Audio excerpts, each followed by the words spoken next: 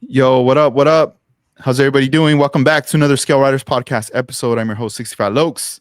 This is episode 273. I'm here with one of my good homies, all the way from Florida, Dennis Matthews. What's up, man? How you doing? What's up? What's up? How you doing? I'm doing good over here.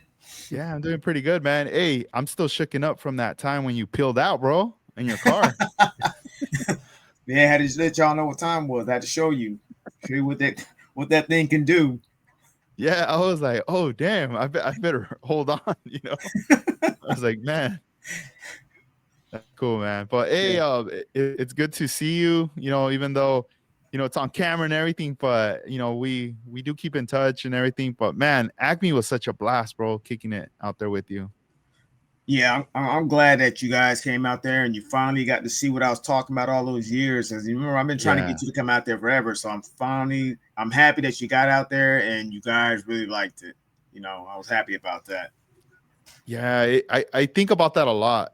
Because I know it's been many years. I still remember, you coming out here to California, like Cadillac Fest, and we met and stuff like that. This is like back then, and through the years, you were going to other shows, throughout the U.S., but then you would always bring it up, and you would be like, "Hey, you guys should consider coming out to the Acme show." You get to see a whole different level of builds and different styles, and just you got to come out. And I remember when I used to get those model cars like magazine or the Scale Auto when they have the contest issues. You flip through it and it gives you all the like the shows, right? All the cars that get picked to get photographed, and that was the closest thing, a couple pages of just flipping through, and like you see the car in the photo and that's it, right? But man, going to it, like it was a totally different vibe, totally different. Like it's Yeah, it's like when you go to it, like you're saying, when you look at a magazine, they only show so many pictures when you look at a magazine. So when you go to the show, you see all the stuff because there's so many good cars there that they can't get them all. And then when you go there, you see just nonstop. You think this is the best car, and you walk over, there's another car like that, or like I said, when you see it in the magazine, they're only showing like what, maybe 20 pictures, less than that, if at most. So when you go to the show, you get to see everything, and it's really eye opening. That's why I always try to get people to come out there. Or I said, if anything, if you only can hit one show, try to save up to go to that show, because that show really open your mind or open your eyes to what's out there. And even if it's something that you don't particularly build, you can admire how much detail and work they put into it. Looking at it like, wow, this is amazing. I don't like that kind of car, but you can give them props because it's just amazing. And to see stuff like that right there, and you get to talk to the people instead of reading their names in the magazine, and you just know their names, you don't know what the person is. But when you're at the show, you actually get to meet the person, they meet you, and they tell you everything. And it's just like, I don't know, it's like a really good show. I love going up there. I've been going up there for years, and it's like it's almost like a big friends get together when we all go out there. So, like I said, I'm glad that you guys made it this time, and now you see and you're like, man, I'm hooked. I want to come back to it.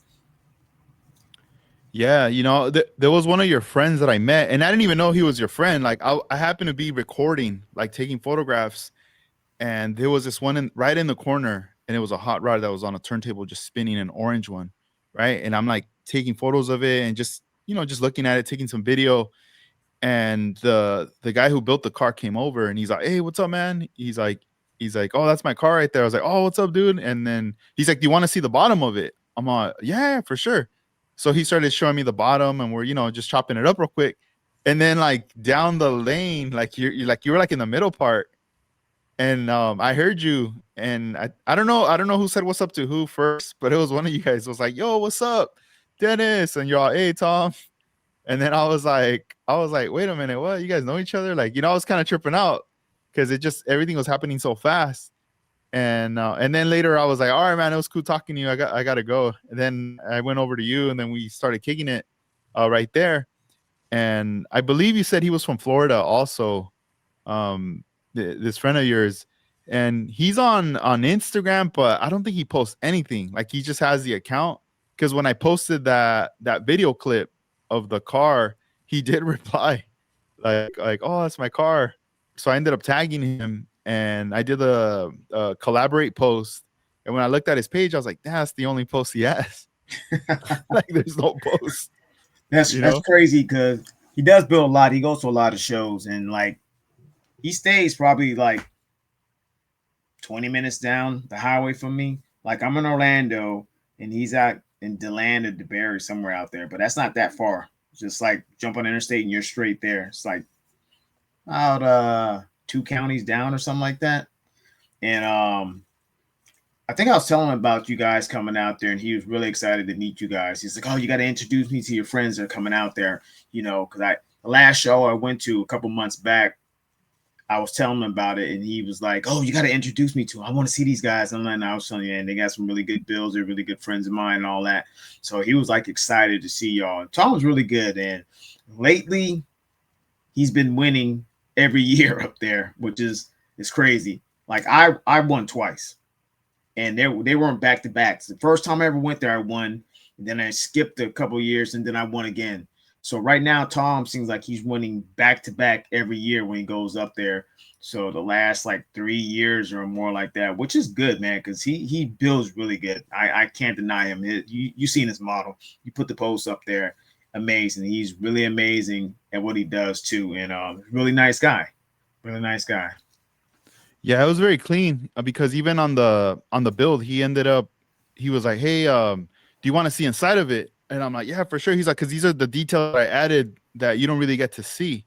So he ends up like opening it up for me right there, and I got to see some of the inside and the bottom, and I was like, "Oh man, there's plenty of detail in there, you know." And then he puts it back on the turntable, and it's just doing its thing, and I was like, "Man, that's pretty awesome right there," you know. So just getting that one-on-one, experience right there with them was pretty cool.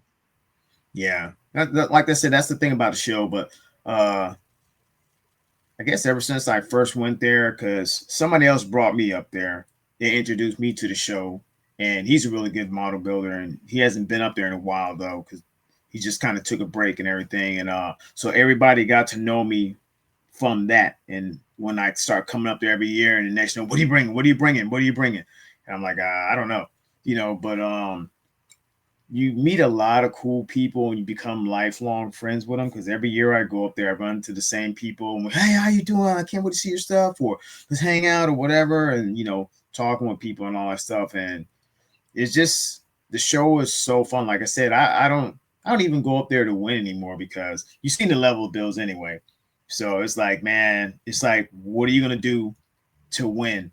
Even though it's like a People's Choice Award, this it's just the level of bills up there. So I like going there because I like talking to people, having a good time. Because you just like you were there talking to people. You got to meet all these different people up there and everything, and learn some of the stories, or learn some of the stories about their cars and all that stuff. So it's just so cool to go up there because, like I said, everything's happening so fast. That's the first time I ever felt like this show went by so quick. It's usually by the middle, I'm like, what time is it? Is it time to go yet? Or something like that. But this time it just seemed like in a blink of an eye, the show was already over and we were all like loading up, or Armando was getting his award and we're just sitting there and we're just all having a good time. And it was like time to go. It was crazy how fast it went. And that lets you know that you had a good time. Now, if it was a bad show, you'd be like, nah, I can't wait till this show's over. But it was so fun and so good that it blew by so quick. You know, it's like, man, where did the time go? Yeah, and I agree. With the show there, like walking around earlier, I said, you start to see the different types of cars, and even some that you might not even be in, like those styles, like meaning like I don't build that stuff, right? But you do appreciate it. I did see a lot of stuff that I was like, wow, like look at that. Like I never really paid attention to these types of cars, but look at them. They're right in front of me, and look at all this detail that these guys dedicated all year to get this ready, and so forth. And just to see everybody like chopping it up and stuff. I overheard someone saying, man, I've been here already for a few hours, and I just been getting caught up just talking to all my friends. I haven't even gotten a chance to even take any pictures of anything. And then they're kind of like, hey, I'll see you in a bit. I gotta get started or whatever. So you could tell that everybody was on that, like, kind of the same vibe of like, you know, the excitement was in the air. You know, you want to see the builds, you want to see what's being sold. Hopefully you find, something with the, with the vendors that are selling stuff before someone else snags it up. And you're just running into people all up in the mix. And plus, if you're bringing in cars, first things first, you got to set up those cars on the tables. So there's just a lot to take in right there. Exactly. That's why, like when I told you guys, when you come, we got to do early registration, because if we come in regular time, it's over, because you've seen how many cars came in there, even with early registration, how packed it was, and I felt the same way, man. Like I put my stuff down, you're in awe at the moment. Like you're just looking around, putting your stuff down, and you just like, what does he got? What does he got?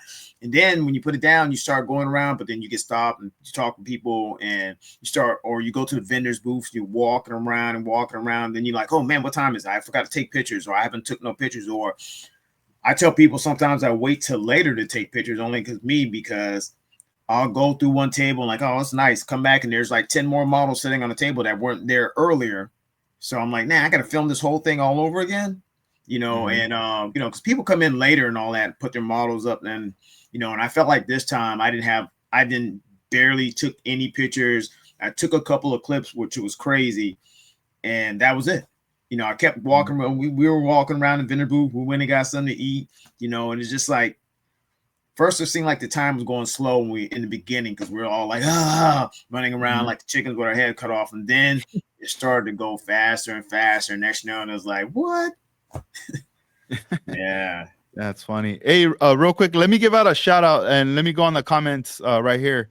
So I'm gonna run down the roll call right here with a list of everybody who's been tuned in from the beginning. We got Slowly Models, Motorcar 1589, Brando Commando 86. What's up, man? Armando Flores. We also got Vision 124, Jarvis Malone, Joe Thompson 61, Ike Molinar 2677, Juana Mesqua. What up, guys? Slowly Models, Casey. And also, is this Ryan Sino Evil Builds as well? In the, let me bring this up real quick right here if I could show it.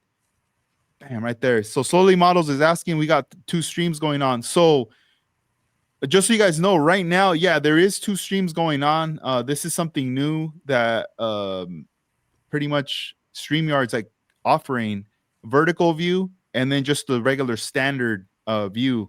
So you gotta, I guess if you're watching it from your phone, you could watch it in vertical view. But if you're gonna be watching like on your TV or your laptop or anything, if you go to the Lowriders YouTube page, you should be able to find it regular where it's wider. Where my background, you could pretty much see the whole garage, but in vertical, it's just gonna show it really small. So just a heads up, this is something new that they, because it's been almost a month since the last time I did a podcast since before the trip, but just a heads up. But thank you guys for tuning in. So let's see here, man. So as far as like the show, Dennis, you said that back then, you got a couple of picks of those years. When the first time when you got picked, what was that feeling like for you? Were you like what the hell? Like, were you tripping out getting that award?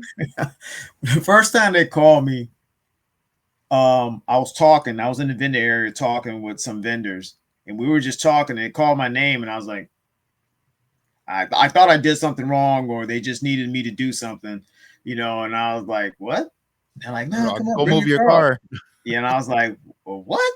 And I was in shock, man. You know that feeling like if you were on The Price is Right and they called your name out of the audience, you come running down to the stage, $20, Bob. I was all like in shock, and I was like, they picked my car out of all these cars. I got picked.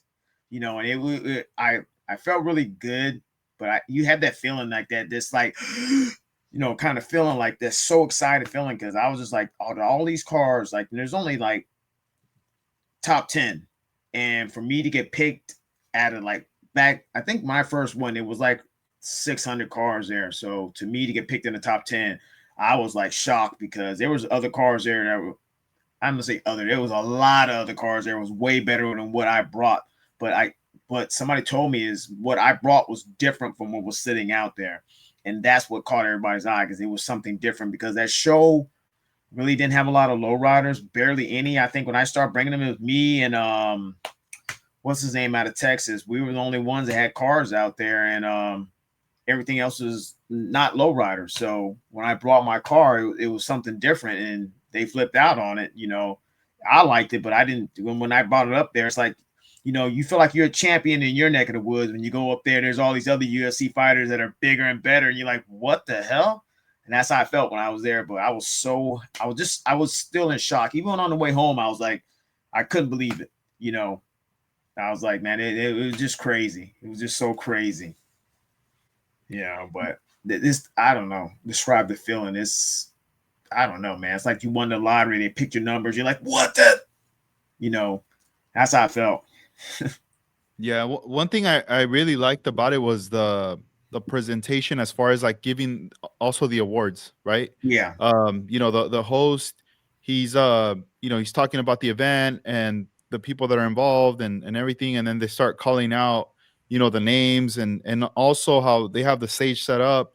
And I really like the fact that you're able to bring your build up there Yeah. so people could see, because a lot of the times at all shows that I've been to, it's always your car stays at the table, right? Yeah. They call your name, everyone's applauding and they see you go up. And for those that, are familiar with you and they know you, they're going to be like, oh, cool. He won for this car or that car. Right. But let's say for spectators, people that have no idea what's going on. Exactly.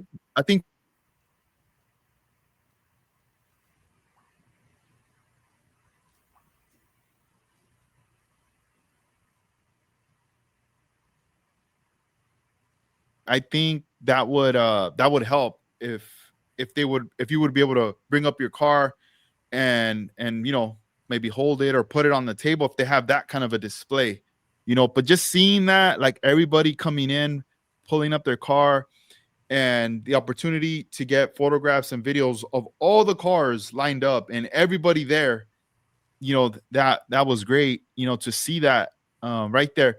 But at the same time, when you see that, you see all those people lined up and their cars and everything, and you're looking at them and you see the level, of you go, man, like I wonder if what do they do different, right? So you get all these ideas and stuff that you just that when you get back home, you're going to be going back to the drawing board and trying to see like, okay, if I plan on going on next year, what do I need to do to switch up my builds, level up, and hopefully I could bring up something different that might get some attention and it could be a pick, Yeah, that's how I felt like when I go in there. Like you said, I like how they do the awards because you'll go to a show and they'll announce so and so's cars like this and blah blah, and you're looking on the table like, which car is that? They might be 5 Mustangs on the table. You're trying to figure out which one is the one that got picked. But like at that show, like bring your model up so people can see what you had, and then that's cool. So everybody knows, oh yeah, that's that car. I like that car right there because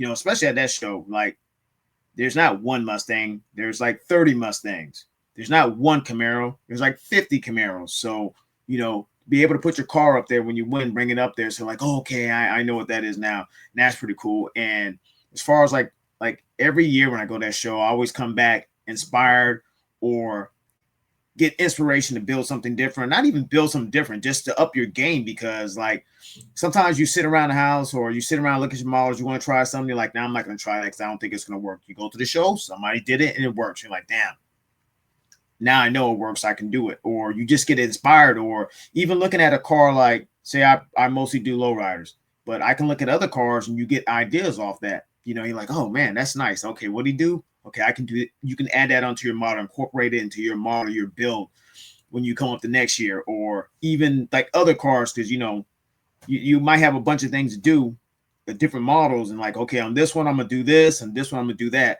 But every time I leave there, I always get inspired, or I'm just like, oh, I can't wait to next year. What am I gonna bring next year? What am I gonna do next year? Or what do I want to do? Looking at what's out there now and what do I want to do next year and bring, just to wow. I don't care if I win or not, but just to have something on the table, because you know, I felt like you won. If you brought something, you won because you at least you showed up with something. Instead of coming like, sometimes people can't make it, or you're like my model, my 60 didn't get finished. But I still put it on the table out there, and but I feel like you're a winner when you bring something anyway. Then besides that, all the people you talk to and just seeing people you run back into friends. Sometimes it's like a family reunion because you might not see that person except once a year. Like me and you talk all the time, but some people you might not talk to as much because like me and you are really good friends, but some people are good friends and they don't talk all the time.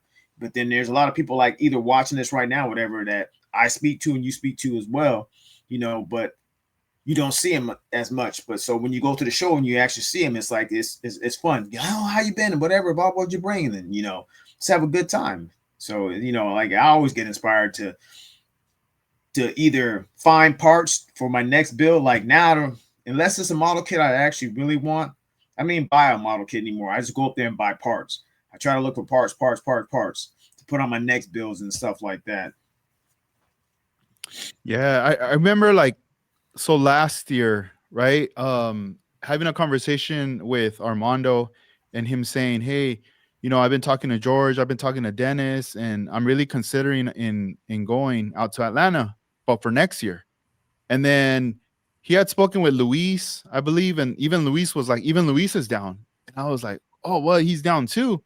And then I thought, man, like, you know what? I think it's gonna be possible for me as well because like my daughter's getting older, you know. Um, that weekend it'll work out, I feel like if things will line up. And as time started going, I was like, man, you know what? I need to talk to my family and let it be known like this date here, I want to go to the show, right? So we don't have any kind of responsibility that weekend and stuff. And then after that, it was just more about, all right, cool, I'm down, I'm all in. And it's funny because I kept saying on the podcast in the beginning and other when I was going live, oh, I'm gonna go to the show, I'm gonna go to the show. And then I like caught myself kind of slipping because I was like, wait a minute, why am I saying I'm gonna go to the show? I haven't even bought my ticket yet, you know? So then I was like, let me start looking up, plane tickets. I found a plane ticket. And then I text Armando right away, like, hey, if we're gonna go, we need to buy these things now. Like time's flying by. These things are gonna be more expensive, and then we're not gonna want to go. We're gonna be like, dude, they're like double, triple the price now just for a weekend, so ended up, making that happen. Got the plane ticket. Armando got his plane ticket. Juana Mesco was like, I'm down too. He got his plane ticket. Luis got his ticket. So we were like, cool, and you were going. And then we had other friends too that were going to be going. So we were like, all right, we're all set to go. And just the way everything worked out of going there, flying on the same plane with Armando and Juan, and then Luis from San Francisco, us from LA, and we landed at the airport like pretty much at the same time, which was like, what the heck? And then like we're looking for our luggage, and then within minutes, like uh, Vision 124 texts us, we just landed. And it was him and Rick the Builder. They were together. And they were like, we're getting our luggage. So we ran into them too at the airport. And we're just like, oh, let's get our stuff. We're still waiting on Luis, but we'll see you guys later, you know? And it's just a trip because then later we started meeting other people along the way. Once we got our Uber and we got to the hotel, and we were all like chilling. And then we started running into Frankie as well, and it was just cool, man. Like everybody just like hanging out, right? It just felt like everyone kicking it from the West Coast. It was like right there as well. There, David Champion too. I can't forget about David. He was there with us as well. And it was just like a fun experience. To me, it felt like this is what it feels like this was meant to be. Like we were meant to be there at this event, have a good time and whatnot. And it was a great time. And I honestly wasn't really thinking about like buying a bunch of stuff like kits and stuff like that because I always felt like, well, I already have what I want, right? But then once you there, I was blown away by the prices of all the kits. I couldn't believe it that kits were like $10, $15, $20, like Impalas, Cadillacs, like things that out here people would just grab them, all of them right away. And I was like, wow, I can't believe it, this cheap. So then what I started coming across was some of those vintage kits. And I was like, you know what? I've never owned a vintage kit in my collection. So let me see what I could obtain from here. And then, through the day, the day of the show, I got a couple kits. And I remember you were like, hey, check out these parts. Like there was all these parts, right? But I really didn't go and buy parts because that moment I just didn't know, like, why am I buying these parts for? Like, for what car? Because I didn't have anything in mind. Now that, I'm wrapping up some projects here, I'm starting to finish up some cars. Now I'm like, okay, cool. This next one that I want to work on for like to start bringing out next year. And if I plan on going again, I'm going to bring this one. Now it's when I'm like, going to be like, all right, looking at the stuff. And later I'm going to be hitting you up being like, hey, what are those links? Where are the sources to those places so I could order all that stuff? And you're like, dude, you could have bought it there. Yeah. Yeah, it's like it's cool because there's so many kits. And I tell people about this show because most shows that anybody go to, they're like IPMS shows, and they're more heavy towards military and planes and stuff like that. And the car stuff is teeny. So you can't really find nothing, or you see something like, I already got that kit, and there's no parts. It's just the kits only. And I tell people when they come to the show, this is cars only, and so you can find everything. And you see how many vendors are, because like I was asking Armando, I said, what do you think this is compared with the NNL West? Because I've been out there twice already, the NNL West, and you see how things are spread out over there. Like there's a lot of tables, but the vendors are way on one side, and it's like a teeny corner. Like not a lot of stuff. And even when you look into the stuff, it's not very much. But when you go to ACME show, man, it's just row and row and row, and it's almost jam-packed all the way down. So you can find all that stuff. And then like you were looking for vintage kits, because everybody goes there looking for something totally different. He might be looking for this kit, or he might be looking for this part or something like that. So, like you were looking for that, and I was just looking for parts, because I was like, right now, I feel like I got everything I want as far as building. Like I said, if it's a kit that I really want, or like how you're looking, then I would have bought it. But like I just go there and look for parts, wheels, engines, and stuff like that, to put in my things, because like I might already have stuff at home that I'm like, okay, I just need to find this for this, and this is going to be next year's car to bring out, or truck, or whatever, and or like, I might find another kit. Like, okay, I'm not bringing this kit out no more. Now I got this kit. I want to bring this kit out. And I was looking for that AMT Nomad wagon, which is not, I think it's not coming out to December or something like that, or January. And I was really mad because usually round 2 will have all the new stuff, which they did have a lot of new stuff.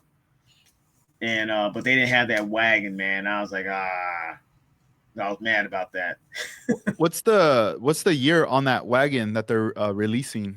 I think it's a 60 Nomad wagon, or 59, 60 or 59 wagon, Nomad wagon. Oh, nice. Are the 60s some of your favorites, like in the Impalas? The funny thing is, I used to hate 60s. I like 59s. I don't like the way 60s look. I just didn't never like that grill. Then what I do, I build a 60, don't build a 59, because that they start growing on me, because 59 and 60 are the same. They look the same. They just got different bodies. Just like when you get a 64 and 63, they look the same, but they got little different things on them. So, and also like wagons. I love station wagons, man, but not every station wagon. Got to be certain body styles or whatever that I like, and I like the way that looks. It's different. It's old. It's really nice. Like my friend, he has a real 63 Impala wagon, and he's the second owner of that car. And so I love wagons. Like I want to get a Caprice wagon before. Somebody's like, why you want to get a Caprice wagon, man? Why you want a turtle? And I was like, I just like the way it looks. Yeah. And then yeah. I like Audis. I like Audi RS6 wagon. I love the way that thing looks. Nice. It's real nice wagon and all that. But like I said, it just depends on what kind of wagon it is. That's why I like it. But like I said, I used to hate 60s. Now I like them. I said, if I had the money and it's the only thing I can get, I'll buy it. Yeah, I'll settle for the 60. Yeah, I get it. I'm gonna show everybody your 1960 Impala that you took to the show. This one I got. You know what? I just sent you a picture too. Yeah, let's see. When the first award when I won at Acme with my 58 Impala, I sent you that picture too. So I'll pull that one up. yeah, And but you can show me. Yeah. I gotta send that one over. But let me show everybody the 1960 Impala. And you gotta I want you to tell us the story behind the 60 Yeah, Impala. that's a long The story. backstory. Here it is. All right. Well, certain people know because I tell people, but I started this car back in the 90s, in the late 90s. So not this particular car, but I started working on the 60. I had this idea way back then, but my skills, well, I could build good back then, but I didn't like the way it did. So I started it back in the 60. I actually have the first body I even started on. It's convertible roof and everything, just like this. Purple. It's just a different color purple. And I stopped because I didn't like the way it came out. And over years, I kept buying new 60 Impalas and redoing them with the old stuff from the other one. So I kept redoing them because I didn't like the way they looked. So it's like, if you look at the bodies, it's like the progression going up and up and up and up. And then this car should have been done a long time ago. This car actually, like, if people seen it, not everybody's seen it, but the whole bottom's chromed out. I had this chromed out almost 5 years ago. So this car was supposed to come out like 5 years ago, but it made me mad, and I put it back in the box because it just didn't. Matter of fact, it wasn't even this one. It was the other purple one, just like this, that I just didn't like the way it looked. So I put it back in the box and it sat in the box forever. So then I bought another 60, took the stuff from the old one, and this particular 60 right here on the screen, the original thing from the original car is a setup in the trunk. That's the original battery setup from the one from the 90s and still in the car right now. Everything else is newer, but it just started. I just kept changing the car because I didn't like the way it looked. Instead of like stripping it down, I just buy a whole nother car and do it all over again. And to get to this point right here, and I think I told you about it when we were talking about it like a couple years ago. It was fighting me all the way, and it was supposed to come out, and I just put it back in the box. And yeah, sometimes it's the best thing to do, just put it away. And that was the other purple one with patterns. And it's right.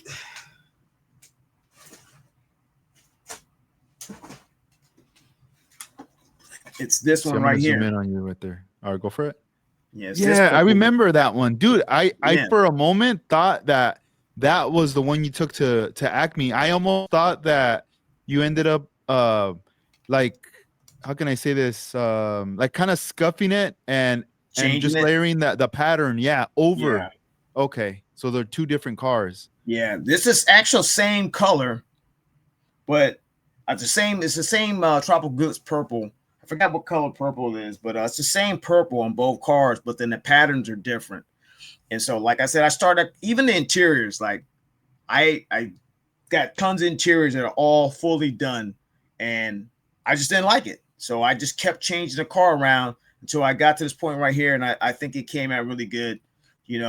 Some people might like it, some people don't like it, but I'm happy with it. But I didn't get that trim. That trim messed up when I was working on that home. I put one of my lights on accident, and it rubbed the paint off the trim that I was doing. And when I tried to match it, I made it even darker. So I brought it to the show. I was going to put it on there, and it got scratched again. It peeled off, and I was like, you know what? Forget it. I tried, and even the window on this thing was like giving me pain, because I think this happens to everybody who builds. When you mock up, everything goes on right. But when it's time to assemble it, all hell breaks loose where stuff don't fit. But when you were mocking it up, it fit perfect. But when you went to glue it together, it doesn't fit. So, but I think I got to find another 60 now to get a trim off the side because I want to get the trim on it because then it'll pretty much be done with the trim on the side. But when people look at it now, they might think it's done, but it's not done. But I think it came out pretty good. Yeah, I like it, man. I think it looks dope. I really like the combination of the colors, the pattern there. Even the tail lights, like the center of the tail light there, like matches like the pattern there with the Yeah, the or like the purple. purple pink kind of color. Like it just flows, dude. Like the whole Yeah. thing. As far as how you say like the front, like the glass. Um, what do you think it is? Is it like the glass needs a little bit of trimming, or is it just because like You know there might what? be clear coated and everything? I think What it do you was a think? clear coat. It didn't want to stick to the car for some reason. Like when I sat it on there, oh, it sits on there perfect. As soon as I go to glue it on, it popped right off. It kept popping off, and then like I even got glue on the glass, but I got some cleaner and I cleaned it off. But Mhm. like it just kept popping off. Like when you look at a picture, it looks like it's on there. It's actually on there, but like I tell people, you look closer, you can see a gap under there, but people are like, I can't even see that. What are you talking about? But Mhm. you know what's wrong with your model. People might Yeah. not see like, oh, this thing is fine. What are you talking about? Like, nah, I know what's wrong with it. And Yeah. like I didn't put the rear view mirror or the side mirror on there either because like, I always talk about I'm gonna do a model, I'm gonna get it finished before the show. And what am I doing? I'm working on it the night of the show. You Yeah. know, No, yeah, I remember because we were all kicking it after. Well, it was like when we are at the hotel yeah, and remember after we everyone, did the yeah, registration. everyone's chilling after the registration. Everyone's drinking. We're all kicking it, and then we were all gonna like link up with George just so we could all like bring our models and show them to each other, kind of thing. And like Yeah, it was like a cool little layout. And you were like, dude, I got to work on my thing. I got to get it ready. And I was like, man, that's some dedication right there for sure. yeah. And then later you were like, dude, this thing's still fighting me. And I'm like, oh man. Yeah. Sometimes you gotta admit to it, but I brought it out still. People still liked it and looked at it, like, oh shoot. Yeah. But I just felt bad. That's why I stayed away from the models the whole time I was at the show. I was like, I'm not coming Mhm. over there. I want Yeah, to see yeah, my car. Yeah. nah, yeah, man. One of the things that stood out to me that I was like, you know what, I need to get is our lights for a model because it's like you have for the most part you just put your model down and that's it, right? You're hoping that the lights from above are gonna shine and everything's gonna be decorating your model. uh but when I saw everybody who was around me, I was like, dang, everyone has their lights on their cars, and you could see the effects and everything, right, like in there. Yep. I was like, yo, like I really want to do that for future, on a Yeah. build.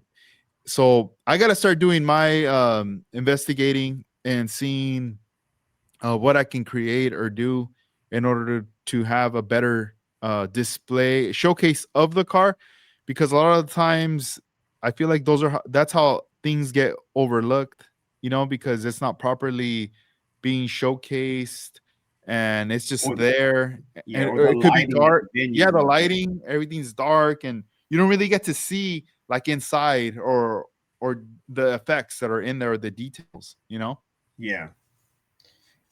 Yeah, like the lights that Armando have, I got those exact same lights. And the guy Dean, he won. He was the older guy, the short older guy that was standing next to Armando. Okay. Like he had the lights first before I even seen him. I asked him where he got them, so he told me where he got them from. So I went and ordered them. So I Mm. had them. Then when I didn't know Armando had them, so when he brought them, but he had extended them some kind of way because you can buy them short or longer. The longer they are, the more they cost. So I got the Mhm. shorter ones, and I said I'm gonna prop them up on something. But then I looked at Armando's. I was like, "That's the same ones I got. How'd you, he made it too longer. He extended the wires and all that stuff to make Yeah, them you high. figured it out. Yeah, So big. but yeah, the lighting is because not everywhere has good lightings, and Yeah, nah. that Mm-mm. place is all right. But I thought since there's gonna be a new venue, it's gonna have better lighting. Yeah. But it's better than what the other place was. It used Okay, to be okay. at, and like with flaked out paint jobs and stuff like Mhm. that, you have to put lights on there because people are not going to be able to see what it looks like in dull light. you Yeah, know, yeah. or even Like like your effects on the Corvair, they mhm, might not notice it. You have to have some kind of light on there to like emphasize your paint job, or just even just like bam, you know, mhm. people Yeah, can see it. it's like my Corvair right here next to me. Today I finally pinstripe the sides of it. Finally. It's done. You probably won't see it here, but it's already done. all around this area or right here. But what happened with this was when it got pinstripe, you know, it was all wiggly, all crooked and stuff. So I had, since it was already clear coated, I got lacquer thinner on a tiny little rag and I just wiped it off, right? Start over. I don't like it, wipe it off again, right? But then what ends up happening is when I had Mercado on the podcast, you know, he's a pinstriper and everything, professional. He told me, he's like, hey man, whenever you wipe stuff down, make sure you look like at the panel, the area, because a lot of times when you clean it off, wipe down, some of that paint really lightly could kind of spread Yeah. in there. So when you clear it, you're gonna be like, oh, there's like some fogging or ghosting or whatever like popping up now. But that's because of the leftover like paint when you wiped it, you know? So I smeared it. yeah. So I would go in the yard and you know, it stopped raining yesterday. Today it didn't rain, so it was nice and sunny. Took it out there, you know, and I'm seeing the flake, all the pearl, all the effects on the card, and I'm going, wow, this is what I want people to see at the shows. So then I start seeing some of those little areas of what he was telling me about. And then I had to go back in there and wipe it again, but outside under the, you know, with the sunlight obviously behind me, wiped it off, got a little Q-tip, took care of that. And then I was like, all right, let's do it again. But now I'm at the point where I'm like, man, like if I'm putting in all this work, if I'm spending all this money to be like, oh, I'm buying this special pearl, this effects from House of Color, whatever, right? And then I take it and I'm not doing it any justice if I just set it down and it's all dark, you know? Exactly. Like people are gonna be like, oh, that's whack. Like Yeah, like I it's don't like know. It's gotta shine, you know? yeah, it's like you gotta pick it up to show it to me. Like, yeah, look at this right here, and they're like, oh man, I didn't even notice that because the lighting's terrible. You know, when you have Yeah. that lighting, it's kind of spotlights it so they can see it when it's either on a rotating thing or whatever. And they're like, oh shoot, do you see that? What? Wait till the car comes back around. Look at that. You know, and like even on my 60, like people don't know like the center pattern. That's chameleon. It turns colors. It flips. You know, but it looks like one color in the light because there's no lighting on it. But it actually is, it's a flip flop paint job on and just in the center only. So you Mhm. would never know that. And that's one reason I was like, I gotta get some lights, man, so people can see that. But if you weren't, because remember the car, like I'll walk up, I'll open the trunk, and then I come back Mhm. and put it down. So if you know, it's hard to see because I try to like, if something opens on my car, I'll try to leave everything closed at first. Then I come back later and open it up so everybody can Mhm. see it with open. Like just like, okay, Yeah. this one looks like closed and this one looks like open. Yeah. You know, Let me pull up. I'm gonna pull up some of your models. Look, but we're gonna go back. This is like back then when you had done those Bel Airs. I wanna showcase the Bel Airs, and then we're gonna jump into some of the newer stuff. cool. Let's see here. Check this out right here with the OG Scale Riders Model Car Culture logo on there. We got the 57 convertible right here. Man, this was beautiful. I remember back then when you sent me these photos right here. I don't know, was it 2017, 2018? I think it was somewhere back then. Because remember, like, I just messaged you, hey, I think I got some cars I can post on your page and all that. You know, I was like, that are worthy of posting on your page. I remember I asked you that. And you're like, Yeah, well, send them to dude. me. Yeah. I think it was like early, like 2018, I would say. Man, that's crazy. From all that time to now, you know? Yeah. And I mean, these bills are clean. They're timeless. You know what trips me out is the front right here where it says Chevrolet, and you have the little emblem right there. Like, is that all bare metal foil? The script Yeah, is the script. photo etch. The script is photo Oh, etch. okay, wow. That's Okay, photo okay. etch. And I think that the V shape, I Mhm. think that comes in a kit like that. Let me see. I think it comes in a kit like that.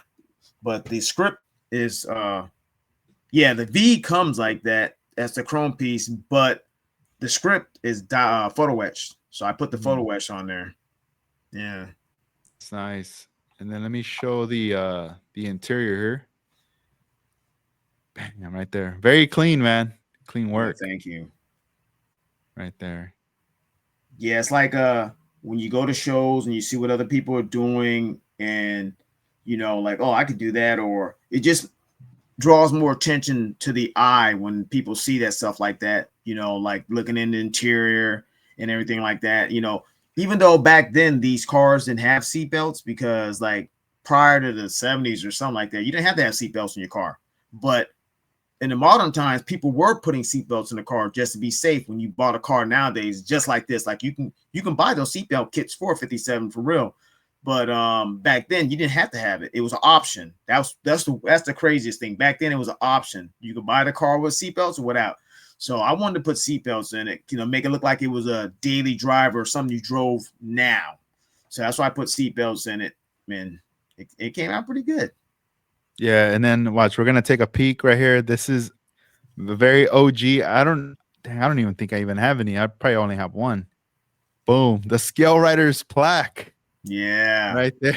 I remember you sent it to me. You was like, "Hey, I know I asked you about it." I said, "Can you send me a plaque?" You're like, "Yeah, I only got like 2 or something." Yeah, I didn't have that many. No, it's because all right. So back then, this is for the 3D printing craze. Yeah. Remember at this time, 2018, there was I think it was called 3D Scale Parts, but it was Mike, the guy Yeah. from San Diego area, I think and he still does it. yeah, but at that time, I think he was one of the early on, like, Yeah, like the pioneers. pioneers, people printing, stuff, and I remember I think he was like, I don't know if he was offering people or what, or maybe I don't know if I was maybe the first with him, like to get a plaque done, but he ended up sending me like a rendering, and he was like, I could print these, and I was like, yeah, let's do it, let's print them. So we got them printed, and when with Armando, we were getting ready to go to Japan, right? And Armando had gone a bunch of parts chromed, and I had told him, "Hey, I really would want to get these. I have these plaques." And he's like, "Well, let's get them." Oh no, this is after Japan. This is the second time we did chrome. Yeah, because after we came back from Japan, that was when it was like, "All right, I'm starting Scale Riders," But the second time, I told him I think we should get these, like, properly chrome plated. And he's like, "Yeah, let's do it." So he helped me set up the little tree and everything. We put them all in there, and then we got them in, and then I was like, oh man, it was just like something special. Like, those are like the first little plaques at Yeah. that time, and I was just holding on to them, like the ones I had and stuff. And then I remember when you were sending me your stuff, I was like, man, like photos and everything, and it was just nice, man, to see that, like, you putting that on your car.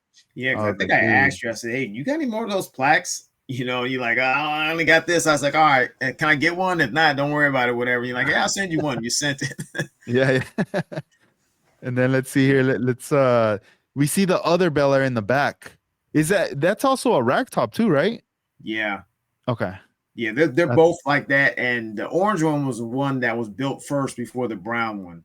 mm, So the brown one came, I did all the figuring out on the orange one. So when I did the brown one, I already knew what to do, because like some people were buying that kit, and I'll tell them how to do it, because a lot of people don't like to get it low like that, because this car can't sit low like that in the back. And I'm like, "Oh, I'll do this." I'm like, "I'm telling you, you can't do that." I had to figure this out myself and everything to put this there and to lower the car like that. It'll sit low if you didn't put the gas tank thing in the back there, but then when you flip the car over, you're gonna see like this is like incomplete, mhm. So I used to tell people how to do it or whatever. And then like, I don't know if you even have the photos, but both of those cars have LS motors in them. And then even the drivetrain, it doesn't have a leaf spring suspension in the back. A lot of people I see build these things, put these motors in there, and they don't change the rear end on it, because in real life you're not going to have an LS motor with a leaf spring suspension in the back. Unless you have some kind of gasser or something like that, and you're gonna blow the wheels off and blow the rear end out of that thing. So like the orange one has a resin. You remember when everybody was making resin parts? Yeah. So there was a guy out of Canada, and he had the best resin LS motors I ever seen. And so I used to talk to him. He sent me a couple of them. What So was he the one that was casting them in like a green yeah, material? yeah, Yeah. Hey, what yeah, happened to him. that guy? He got really sick and almost died.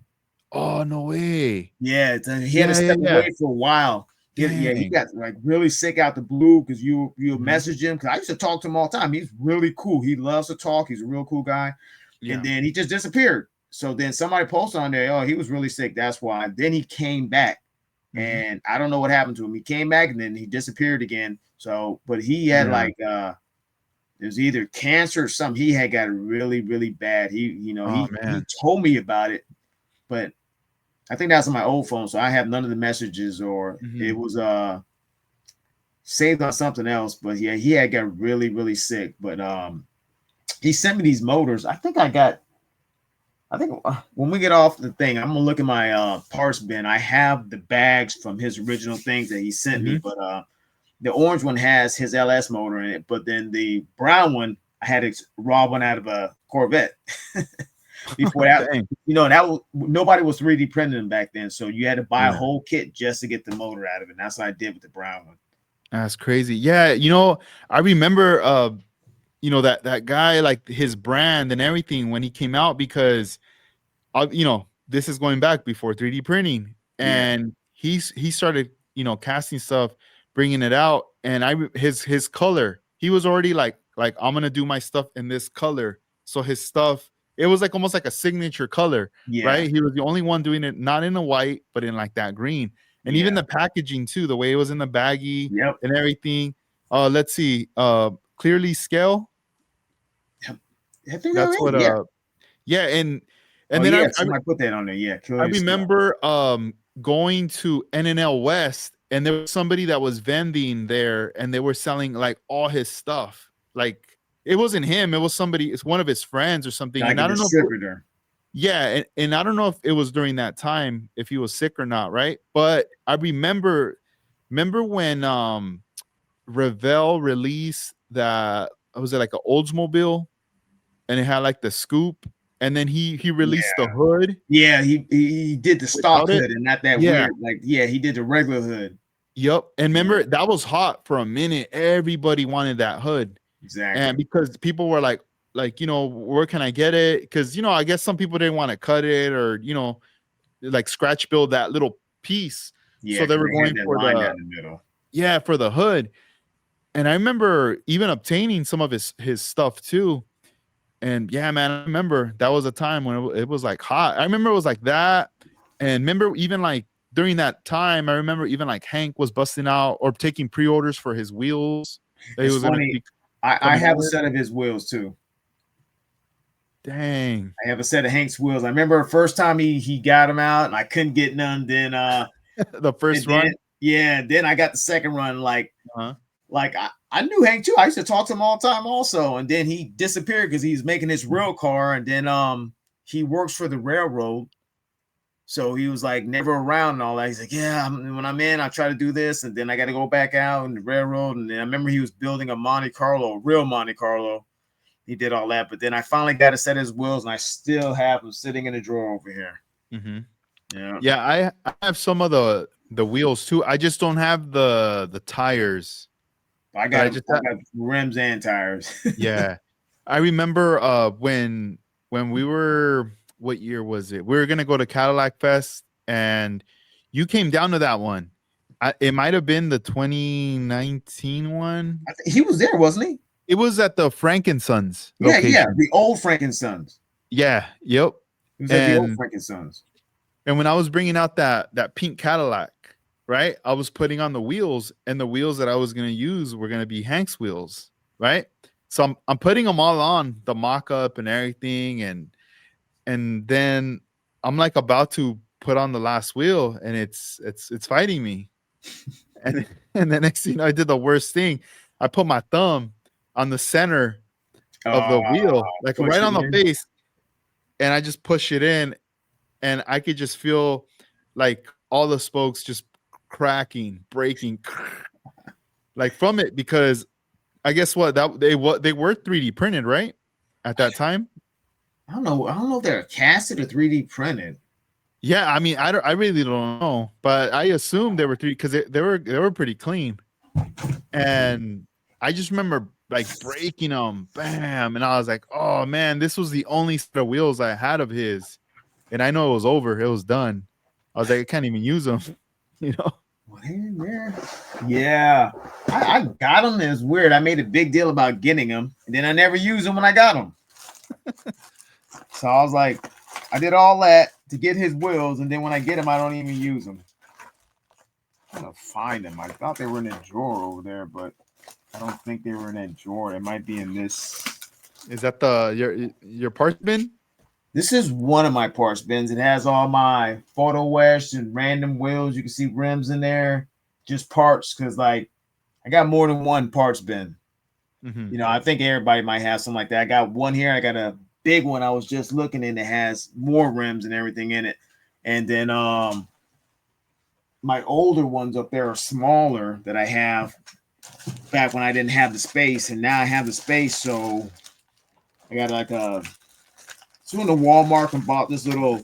Looked like it goes in the bathroom, but it has all these little drawers on it, and use that. Now I'm mad because like I'm telling you about the rims, and then I can't find them. But then as soon as I get off the thing with you, oh here they are right here. They're right here.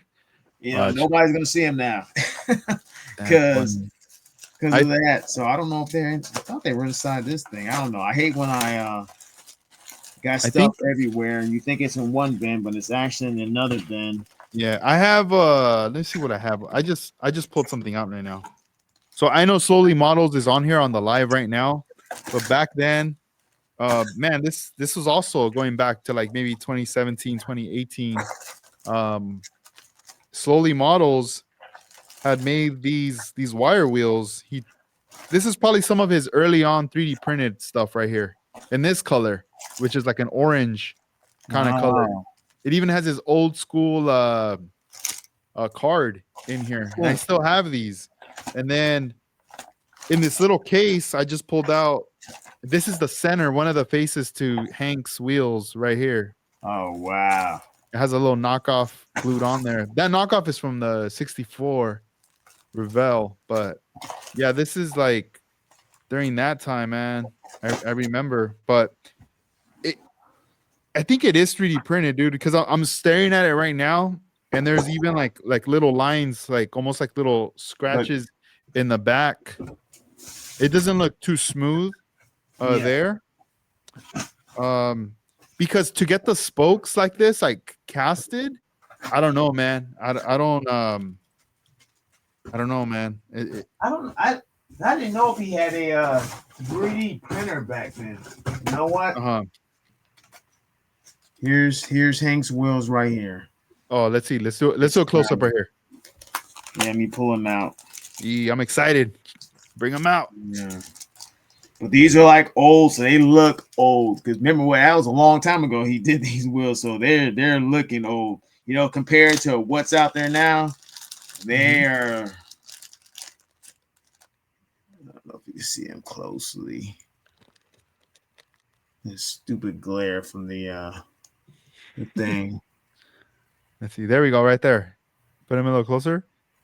Oh yeah, up right there. Yeah, I remember those tires. You know what those tires remind me of? Like, kind of like the ones that came in that Cadillac Revell kit. Oh yeah, like that small. He only offered. Was it just one size he was selling at the time? I can't remember. Remember there was supposed to be like True 13s. Okay. Yeah, so like it doesn't have the knockoff in here, but the knockoff is separate. It's in the bag right here. Yeah, and made these little knockoffs. Well, look at this thing. Is it? Maybe it is 3D. No, I don't. I know the hoops or something else, but maybe the centers are 3D printed, like you said. Yeah, I think so. Yeah, I think because that was like early on. Like nobody else was really printing anything, you know. Yeah. That's the part that's kind of trippy about it. Like when you start to kind of backtrack and you look at stuff. I mean, now it's like everybody has a printer, everyone has their setup, you know. But back then, not I don't know. It wasn't really a thought. Look, I'm gonna pull something up real quick right here. Let's see here. Look, bam! Look at that. Uh you know, at the clearly scale, that's funny because in my hand I have the bag with the motor in it too, with the clearly scales in it. I was gonna show you, but you pulled that out first. See right here it Yeah. says 2021. It seemed like it was Uh, longer than that. yeah. No, Maybe but I that's think it. I think it, I think it was it, man, because I Because remember remember he seeing had it VW stuff in there before too. He had before the VW pandemic. like for the Golf. Hmm. Remember he had like wide body kits or some kind of panels for the VW Golf and all that. And I was like, that's pretty cool. Because he remember he was making like motors that nobody had. Hmm. Yeah. Damn, he was already like ahead of the game right there, like doing Yeah. his thing, man. And that's resin, not 3D printed. That was like cast resin and stuff like Hmm. that. Wow, that's pretty cool. Yeah, Yeah, shout because out like to George right there. Let me here it is see. right here. Let me check it out. Let me check it out. Oh, let me see. Let me close up. Like, Oh but see, yeah, clearly scaled. Man, is that his business card? no, that's the thing that came with the motor. Like, Oh, yeah, it had the the little stuff on it and insert. everything. So this is Oh man, a LS Gen 4 with an Eden wow. supercharger on it. So this is like my light's so bright over here. Like the little like yellowish resin or whatever. So Hmm. I think it's hard to see. But yeah, I bought a couple of these motors from him. And I remember he had some guy like distributor like up by Chicago. He sent like he'll fill all the orders up and send them down to this guy, and from there that guy send it all the way out to everybody else. Yeah. Dang. Yeah. And What a now, trip. yeah, I don't know. Hopefully he didn't pass away or nothing like that. Like I Hmm. said, I haven't heard from him, or he just stopped doing it. Cause I remember, cause I used to talk to him, and I think he used to do stuff out in the woods, like either survey, and he's working for something. He'll always be out, and then when he come back in, that's when he'll work on the motors and make all the stuff and everything. The Hmm. guy, he was really cool. He was really cool. Yeah. Right now, I'm also kind of looking through my through my little stash of things right now. It's like a little show and tell. I found. Let me see. Let me pull these up. See, so I can share it with everybody right here. Let's see what I got. These are some Jerry's tires that are on this wheel right here. I think these are Gavin's wheels, but these are like his 520 tires right there. Wish I had better lighting, but anyway, the thing that fascinates me about these little tires, they are rubber, but when you start to look at the shape of them, I remember Armando used to point this out. He used to say these 520 tires, they look like they have air inside. Like just from where you see the threading, from the threading to the white wall, that little bump, Yeah, it looks like there's like air like inflated in that little thing. Like it makes you want to squish it. And since it's rubbery, it's not like 3D printed or hard yeah. It's plastic not or like nothing. like You're a like, hard oh plastic. man, it's like you want to bite it. Nah. Yeah.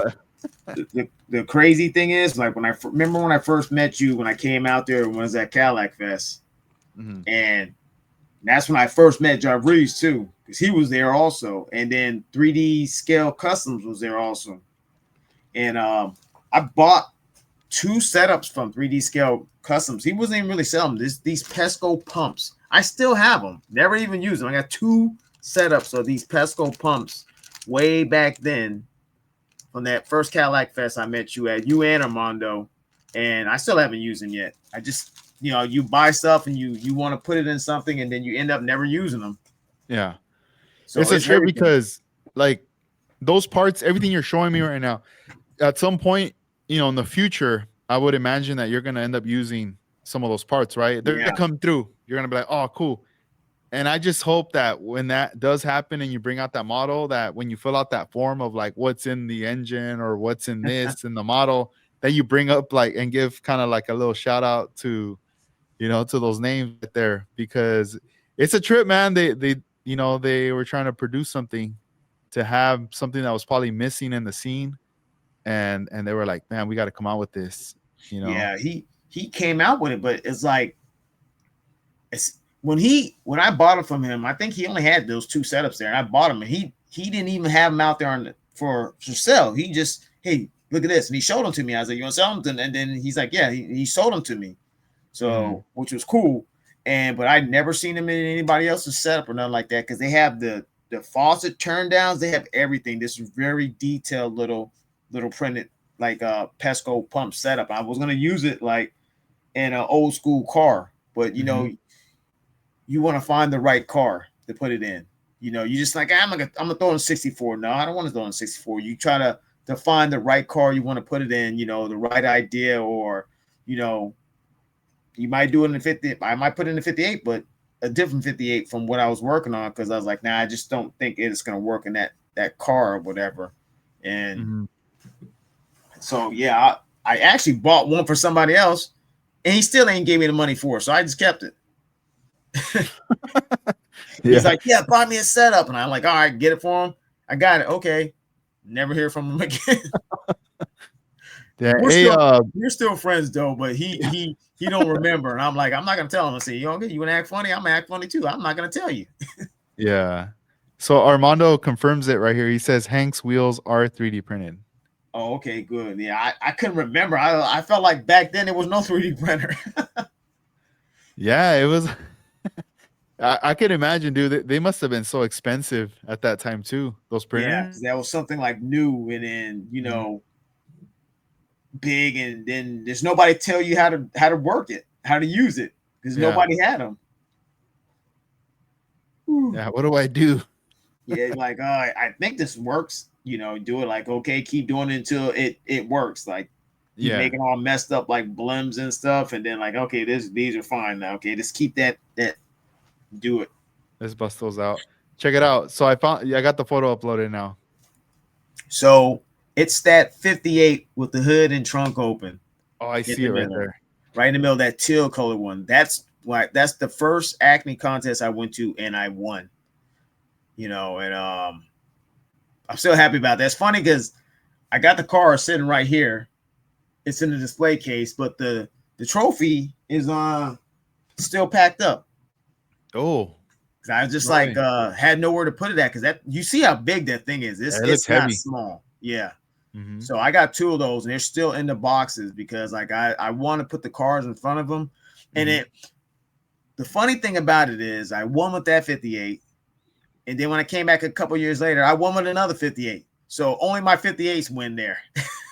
Oh, nice. Yeah. So I love 58s, man. But like black 58, the black one with the blue patterns on it. And that was the other one that won there. So it's just like both of those 58 won, but then anything else, no go. Yeah. I don't know what happened. That's why I'm building another 58. I'm going to show another model right here. This one's dope. Tell me about this one right here. The next one coming up. Okay, this is my Dodge Charger Magnum wagon. And like, I like the Magnums, and they stopped making them, but they had that old body style. And there's a guy on YouTube, he made one of these, a real car, because he works at some, I don't know, he owns a junkyard or something like that. So he gets these cars. So he made one. I was like, wow, you know, I started following that. But then all of a sudden they came out with that kit. I already had the Magnum wagon already, the Revell kit. So when they came out with the Dodge Charger for AMT, I was like, I bought it. So I'm gonna make this wagon. But I never did anything like that before, you know, and so it was kind of intimidating. I never, like, when people see it, man, they think the car came like that, and it doesn't. Like, it was intimidating because this is 2 cars in one, and 2 different companies, Revell and AMT, put together to make this one car. And then I have the Iceman Collections wide body kit on there, and so it was intimidating. Some other people already did it before me, but like, when you look at the cars, you're like, dude, those things are terrible. You know, they have the idea, but they didn't have the execution. And they just didn't look right. You know, it's like when I posted the pictures and people are like, I did this before, but then I post a picture and you look at a car like, dude, that thing is like shot. You know, you have the idea and all that stuff, but it doesn't look right. And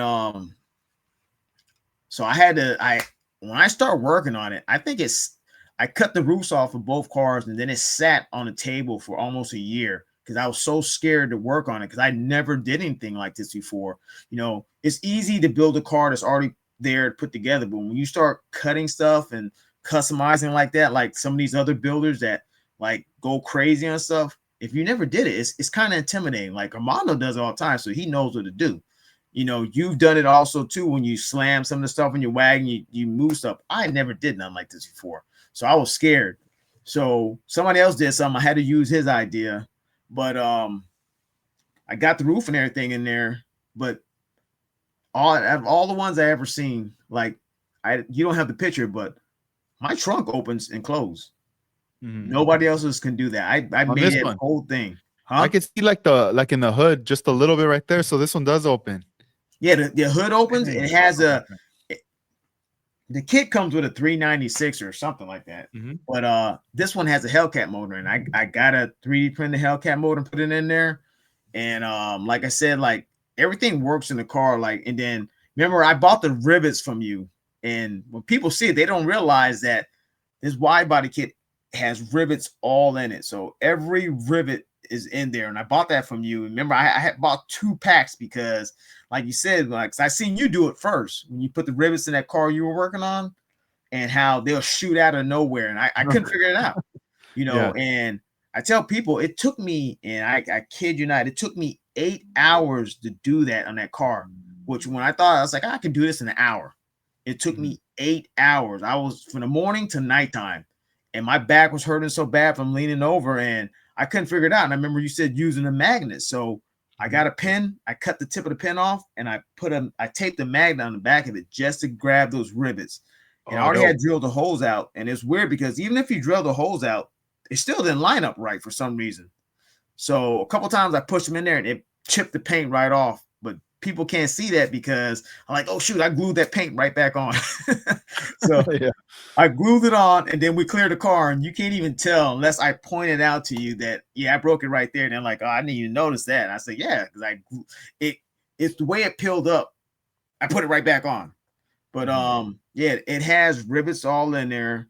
And like I said, the trunk opens and closes. All the interior, it has the seats, everything is in there, you know. And since then, like I got a couple of people asked me how I did, and I told them how I did it. And there's another guy, he did it, but he's like, man, mine didn't come out as good as yours, you know. And I was like, hey, you got to try. Like I said, the other ones I've seen, like they have the idea, but their execution was terrible, you know. And I didn't want to tell them that. I was like, oh man, I keep that to myself. But the execution was terrible, and I feel good how mine did because a lot of people looked at it and they was like, they thought the car came like that, like it was like that.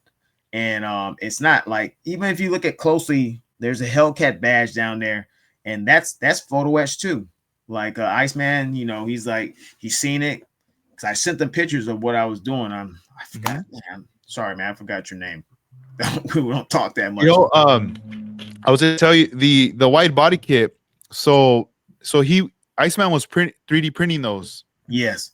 Okay. And the first person I seen, it was Brandon. And if he's still watching the podcast, he's the Brando first Commando. person. Yeah, he's the first person. He did that one that like burgundy or black or red and black one. So I had to reach out to him and ask him about the kit. So he explained a lot of stuff to me about the kit and what I should do. So I had to take his advice on there about putting this kit on the car and everything, because once you put this kit on the car, it makes it so hard to put the bottom side back in there because it fits so nice and snug and tight. It's like when you get in there, it's hard to pull it out. Like even right now, the way the car sits, I can take the bottom out of it because I never glued it in because it sits so nice and snug up under there. Yeah. I was like, you know, I can pick that car up and fling it around and it still won't fall apart because it fits in there so tight. But that was a pain because you feel like you're gonna break it putting it together.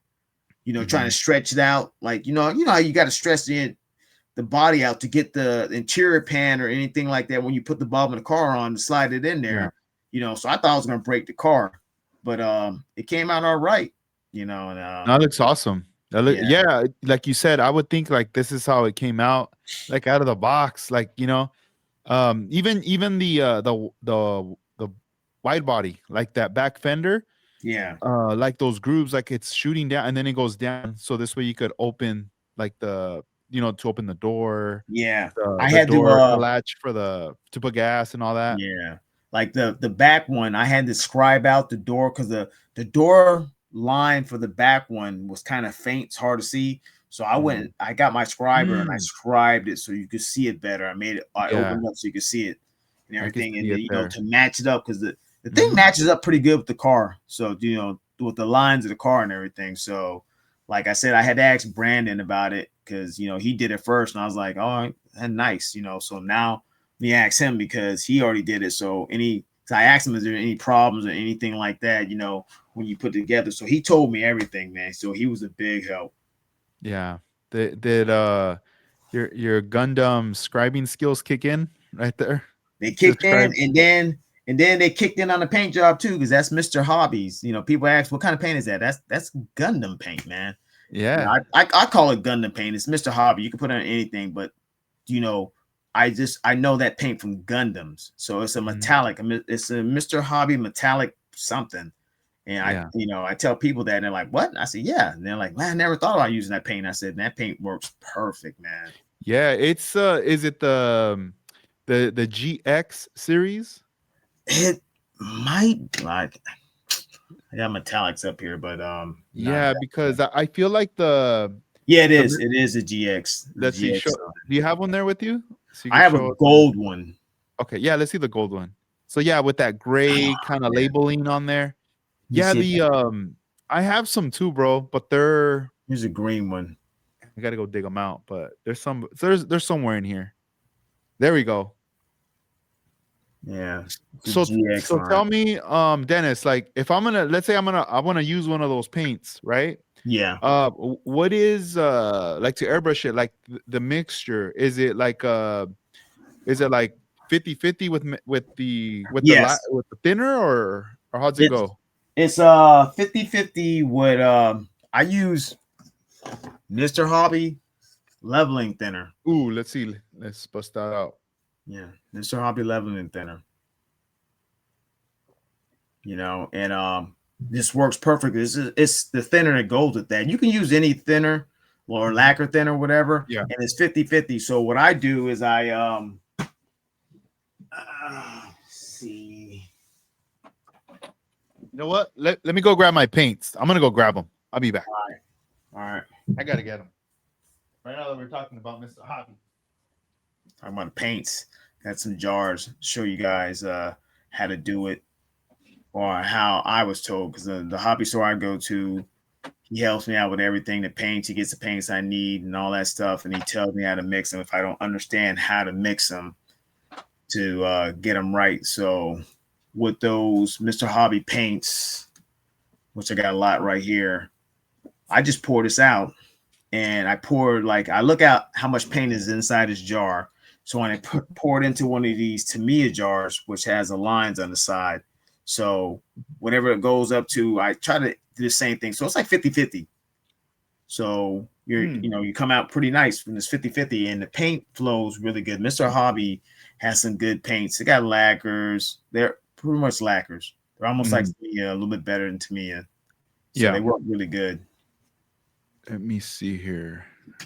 Let me line this up. There we go. Okay.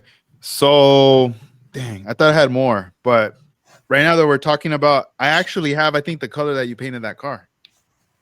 I have two of them. One of them, I'm gonna guess, is it the GX Metal Violet? I think that's it. Okay, I'm gonna That's show it. you because I have another one that's just GX Metal Purple. So here are the two bottles Yeah, I think it's the right the here. violet one. Yeah. This one here, and the light. Come on, light. So I have these two colors, and then I also have a metal blue right here. The from the GX line.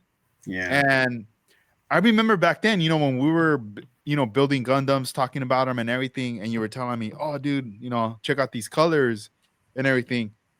I never bought the GX line. I was always just buying The regular line. the regular standard, you know, Gundam colors or whatever. And then I started buying these other colors that I was like, yo, these would be dope for like interiors, Yeah. right? It's more like a flat kind of color.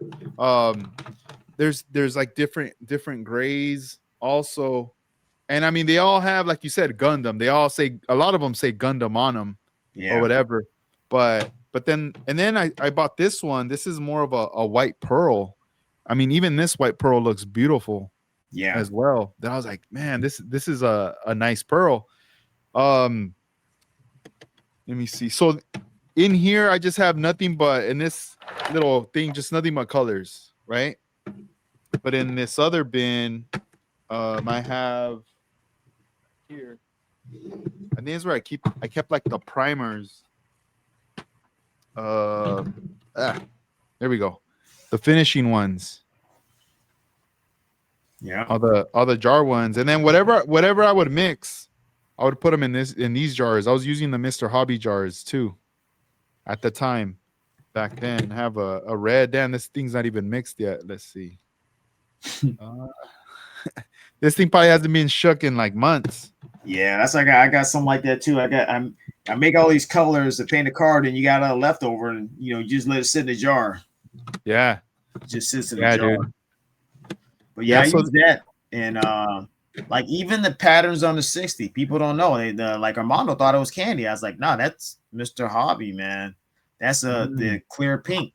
It looks like candies. You know who else uses the same GX line that you used? Gavin Taco from nice. Japan. Do you know that he has I think it's a 39. I could be wrong, but that hot pink one. Yeah. That's that Mr. Hobby paint. Yeah, that's what I have on my trunk, and I just like some of those cars, they're very vibrant. They stand out a lot. They pop. And I remember asking him, like, what are you using as far as that? And he was like Mr. Hobby. And he told me later like which bottle it was, and I was like, man, I didn't think about that back then. Yeah, I think like what it is it's an alternative to paint. There's so many different paint brands out there that people, can buy, or people like, what are you using? Whatever, blah, blah, blah. And it's just a cheaper line. It's a small bottles, but it's cheaper than buying some of the other bigger brands paints, because, you might not have enough money to buy that. And these are like smaller, more affordable things that give you just as much pop as, as the big brands, but, it's just cheaper. And like me, I personally, I can get paint anywhere, because I know Manny from Trapple Goods. Me and him are friends, and then some of these other Sam from Splash Paints.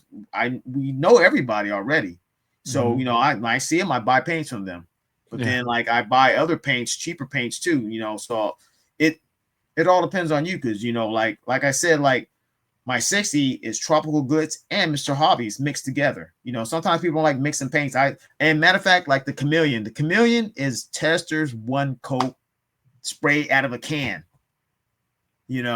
And so it's got 3 different brand paints on it to make it look like it is, and like I said, it's a cheaper thing. Or sometimes I look at these colors, I was like, yo, this is a nice color. Like my Prelude. My Prelude is a Mr. Hobby's color. And people are like, what color is that? I like, this is this color. And they're like, what is that? And I said, that's a Mr. Hobby's, a Gundam paint. They're like, what the heck?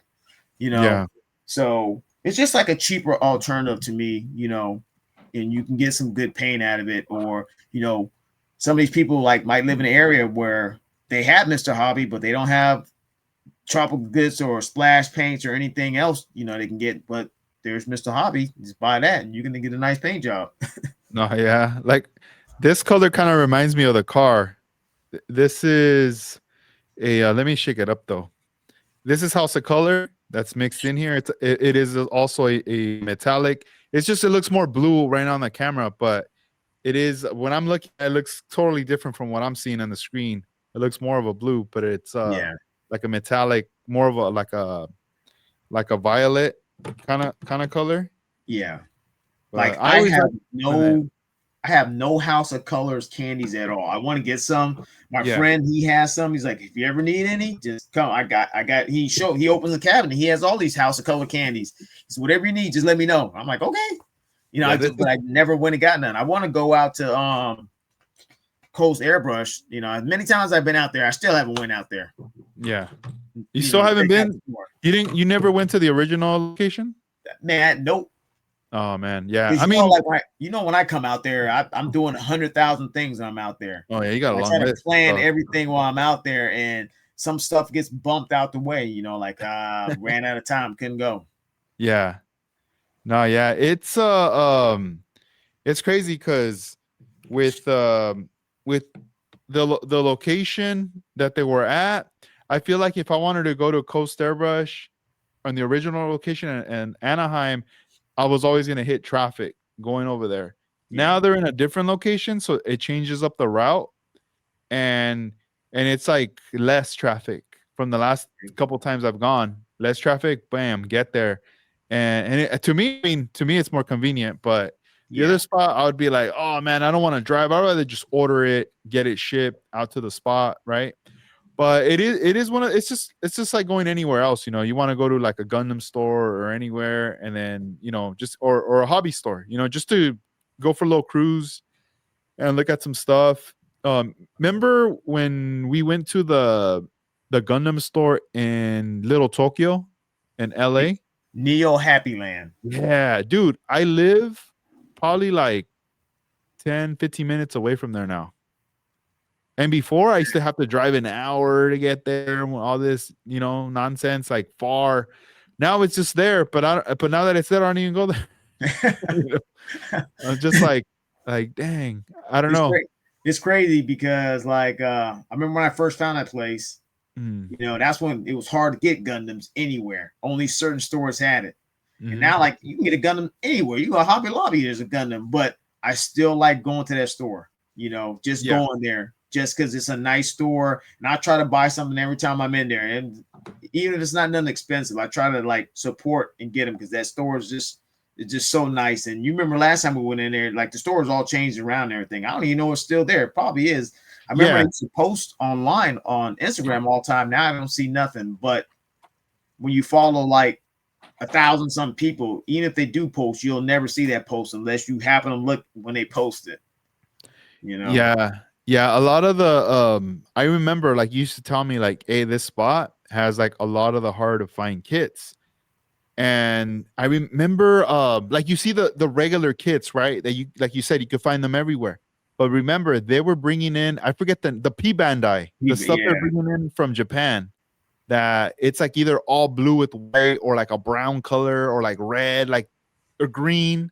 And you told me those are more limited and they're more expensive. And I remember they had a P Bandai. It was a blue box. It was one of the GMs. Those are my favorites. Yeah. So I ended up, I think it was almost $100, and I was I've never spent $100 on a Gundam, right? So every time I'd go there, I'd see it, and then I read online people saying, "Yo, buy these up, you'll never find this GM again." And I think you gave me a magazine, one of the Hobby Japans, and they did a feature on it, and I was like, oh damn, I guess I'm gonna drive out there and buy it, because I was sold, dude. I have it, and I still have it, that figure. I ended up putting it together, but yeah, that was one of the things that I liked about that place is they carried a lot of that GM stuff. Or not GM, P Bandai. P Bandai. You couldn't cause remember that special order, because they never sold P Bandai in the States. You had to get it from over there or out of Canada. But now they have some P Bandai store here now, that some place that does P Bandai here now for them. But I remember back then you couldn't get it. You had to, unless somebody brought it with them from over there, or you ordered it straight from over there, you couldn't get it. Yeah. So yeah. So, the price is scares you, because I got a couple of them like that, that I bought, and I'm like, that price is crazy. And then you get the kit, you're like, what the hell? Yeah. I think I stopped buying the Gundams when they released the RX in the biggest one, perfect grade. I think it was perfect grade, or it was it's perfect grade. Right after the pandemic, that one came out, and I was like, oh man, it's so huge. I think I'm done. I would want that, but where am I gonna put it? You know, now I could probably put it back there somewhere. I could Yeah, toss it it's over like there, but it's like me, like man, like, it's all cars, but man, under the cars, it's nothing but Gundam kits right there. And it's a yeah. Pete Van Dyke kit I'm looking at right now down at the bottom. I So busted out this one for you though, the Sazabi. Sensabi, I yeah. mean, you see, That's the is that the Verka? yeah. Let me get it. Watch. Hold on. Yeah. That shit's huge. Look at this shit. Fucking. Look at this big old box. Dang. You know what's funny is that right here. This look, bad boy. Look at compared to like a kit. Look at the size of the box. So small. you know what's funny is that like that's a master grade kit, right? And I have a high grade kit that is almost as big as that, and it's a high grade. Yeah. Me. Yeah, go get it. Myself It's crazy right here. because the box is so huge, but when you build it, it's not like, I mean, it's big, but it's not that big, you know. Exactly. And I think that perfect grade is the box is even bigger than that. Yes, 160. And the figures, even that one's humongous. That's like, I don't know about that. But hey, what's up, everybody? Let me go in the chat real quick while Dennis is pulling that out. Let me say what's up. I know more people joined right here in the chat. We got Carlos Avalar, OmniWorks. That joined Kevin Smith.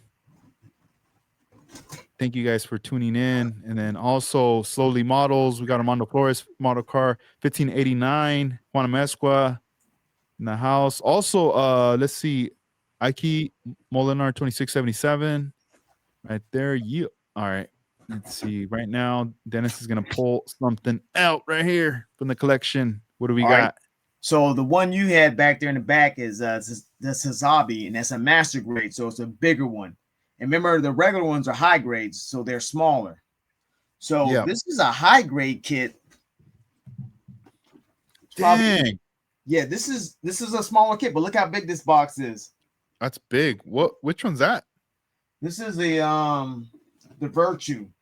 Oh, Gundam Virtue. So it's actually 2-in-1 because he looks like this, and then you can pull him out and he'll look like that. Like that one. Okay. Yeah. So it's, and this is actually it says master grade. Wow.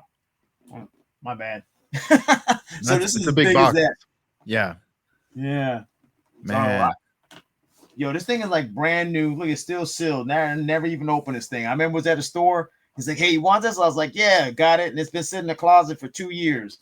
The whole time, man. Yeah. Not a trip. Yeah. Like, I don't know. Back then, I never really thought I was gonna get into those. But then when you started telling me about them, I started, like, all right, you got me hyped. I'm like, let me try building some. And then I started to learn the way that people were building with that style of builds, that even the way you cut the parts out of the tree was different. And even cleaning up like the nubs and all that. Yeah. You start to learn all that, right? And then when you go back to building cars, you're doing the same, those skills or whatever you learned with Gundam. Translate over. Yeah. Yeah. And then now you're cutting all the parts carefully, you're cleaning them up, everything. So I don't know, for those of you that haven't done one, just throwing it out there, might want to check it out. Yeah, like here's a Pete Van Dyke kit right here. Ooh. Yeah, this is actual high grade. This is smaller, but the box is huge too. And when we was talking about the price, man, yeah, those thing is $89 for this kit. Yep. Yeah, those are at least, like, I would say for the most part 80, 100 and up, depending, what it is. But also you got to think, like, for a lot of people that's a lot of money, because most people are building high grades. And those kits are always what, like $20-30, or some of them, that, or some of them even cheaper. You can get some of them under $20, or like the 15, the older kits. Yeah, $10. Like so once you start getting a couple of those bigger ones, you're like, all right, cool. I gotta. We're talking about the Gundams and all that, and then people like maybe they might not understand, but like you get burnt out building cars. You don't even, you just get tired of building cars. You want to do something different. You challenge yourself. Some people might build planes, some people might build tanks, some Mm-hmm. people might do Warhammer, but they still build cars because when you switch things up, it helps. So you won't Yeah. be burned out on one thing. So that's what me and you were doing Gundams. And I tell people I got more Gundam kits than I do car kits. Because like I tell people also, like when you build a Gundam kit, whatever it looks like on the box is exactly like it's going to look when you build it. It's not like a car. Mm-hmm. You get a car, you got to paint it and do all this. Remember the Gundam, they come like they're molded in the color they're supposed to be. So when you put it Yeah. together, it looks just like the thing. And they don't have to be glued. Everything snaps. Snaps really good. Yeah. So it's fun, it's relaxing, and there's just as big a community, if not bigger than car. No, actually not bigger than cars, but there's a big Gundam community or just There's a big stuff like that in general. Yeah, there's a big following. Going back to what you were saying about like getting burned out.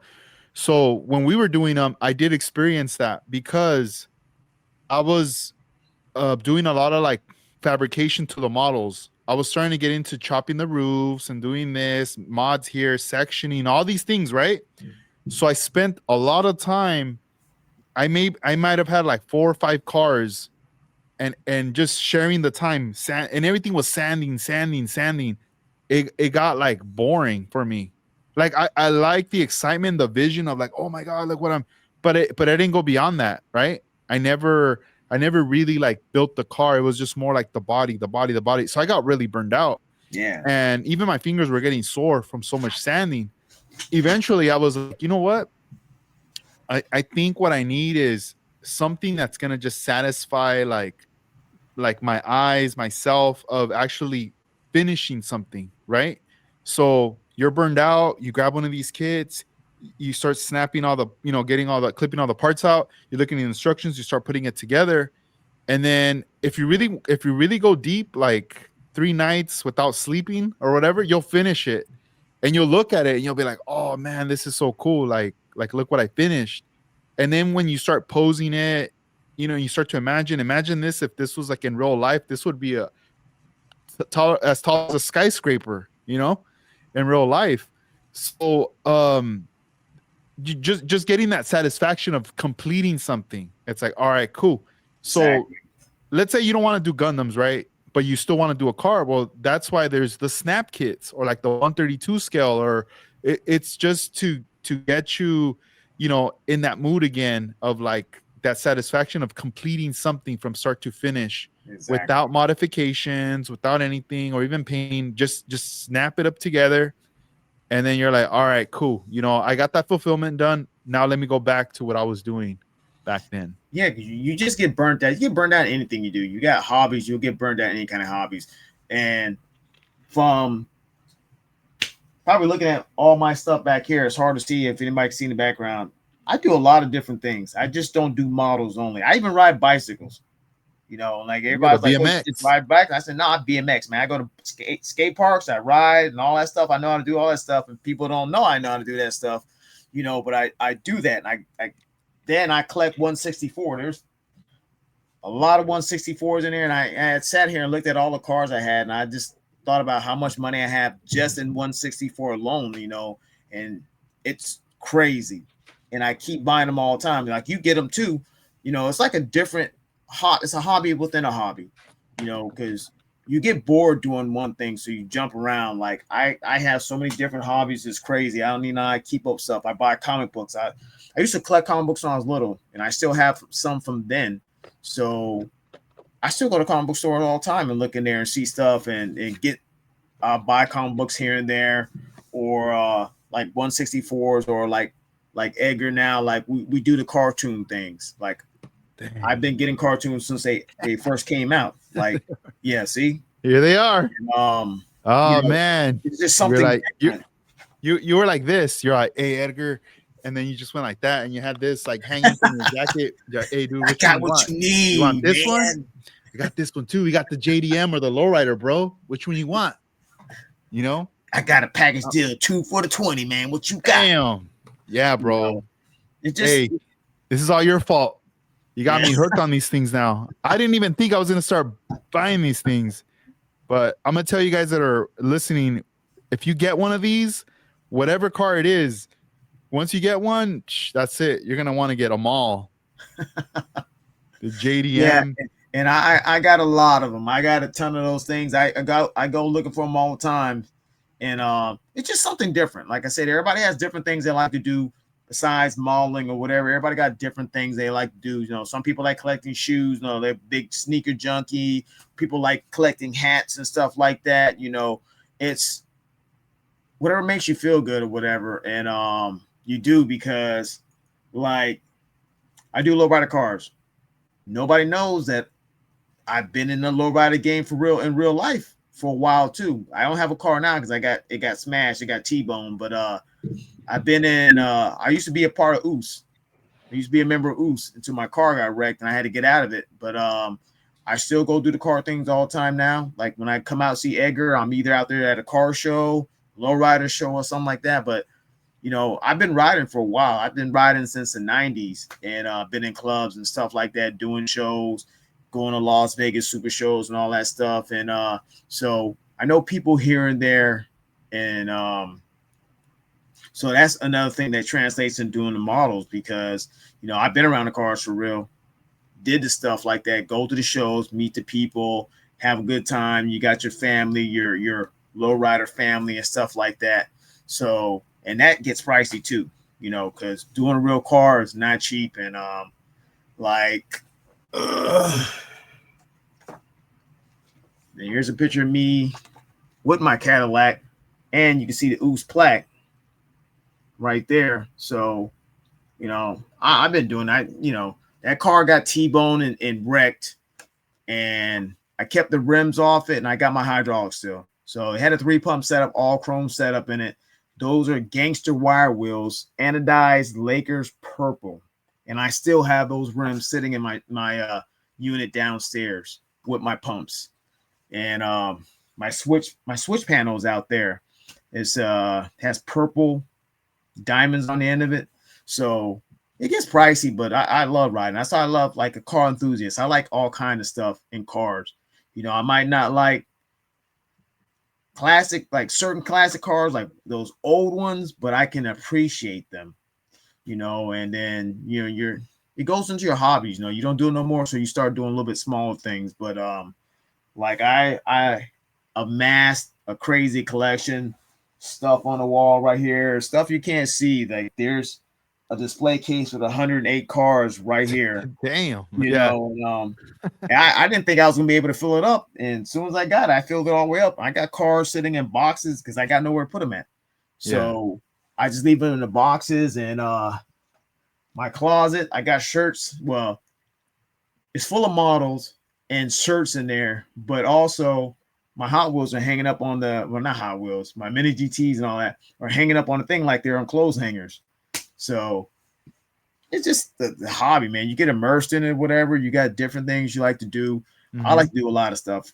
You know, me, I just collect anything, not collect anything, but things I like to do.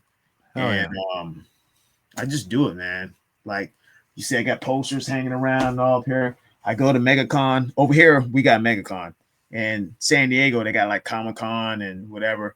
I go to that thing every year because, like, I like anime. That's another thing. Like, I do Gundam because I love anime. You know, I got Dragon Ball stuff all up here, Bleach right here. You know, stuff you like. You know, like we talk about Gundam. So this is a Civic right here with Gundam. You know, the guy and all that stuff. So stuff you collect. You know, so I guess it's like to each his own. What you like to do and how you like to do it. Like I said, everybody collects different things, does different things. Or if you just like modeling, that's fine. I don't care, you know. But, you know, it's like the modern community. We're like one big family. Or at least like when me and Edgar and all of us get together, it's like we're having a high school reunion. Like when we was at ACME, it's like a high school reunion. Everybody's coming like, oh man, remember this is so-and-so from he graduated a year before us or after us and blah, blah, blah. And it's like a big reunion. So like modeling brings us around what brings us together. You know, there's a big online community, but it's not. It's. I feel like when you go to a show, it's 100 times better because now you get to see a person, you get to hang out, you get to do things, you know. And even with these things, I post videos that I go to these diecast events all the time because over here we have a lot, which is weird because I feel like in other states, I feel like they should have more stuff, and they don't. You come to Florida, we have them every single month, big ones on top of that.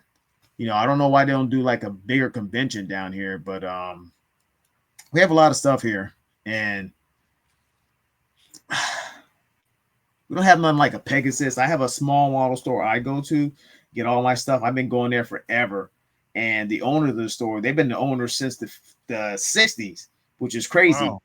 Mm-hmm. And they're still around. That store's still there. When I first went to that store, I went there in the 80s.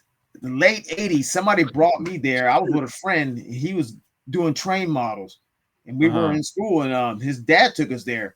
And I always remember that store. That store's in the exact same spot, still open with the same people who own it.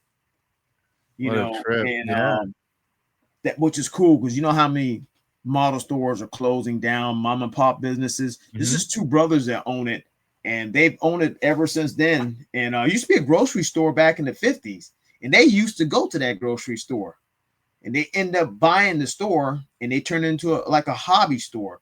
So one side of it is all cameras and photography, and then the other side is trains and modeling and RC.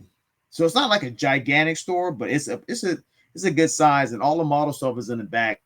And so I go there all the time. My friend runs the model department, and he's the one that gets all the Gundam stuff and everything. So he always, you know, gets me what I need if he can get it, or tell me where to go to get it.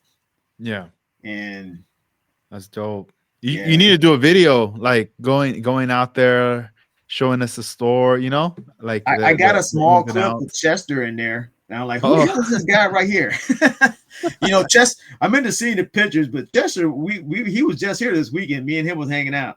Yeah, I saw like a little video that he posted, and I was like, oh, he must be out there.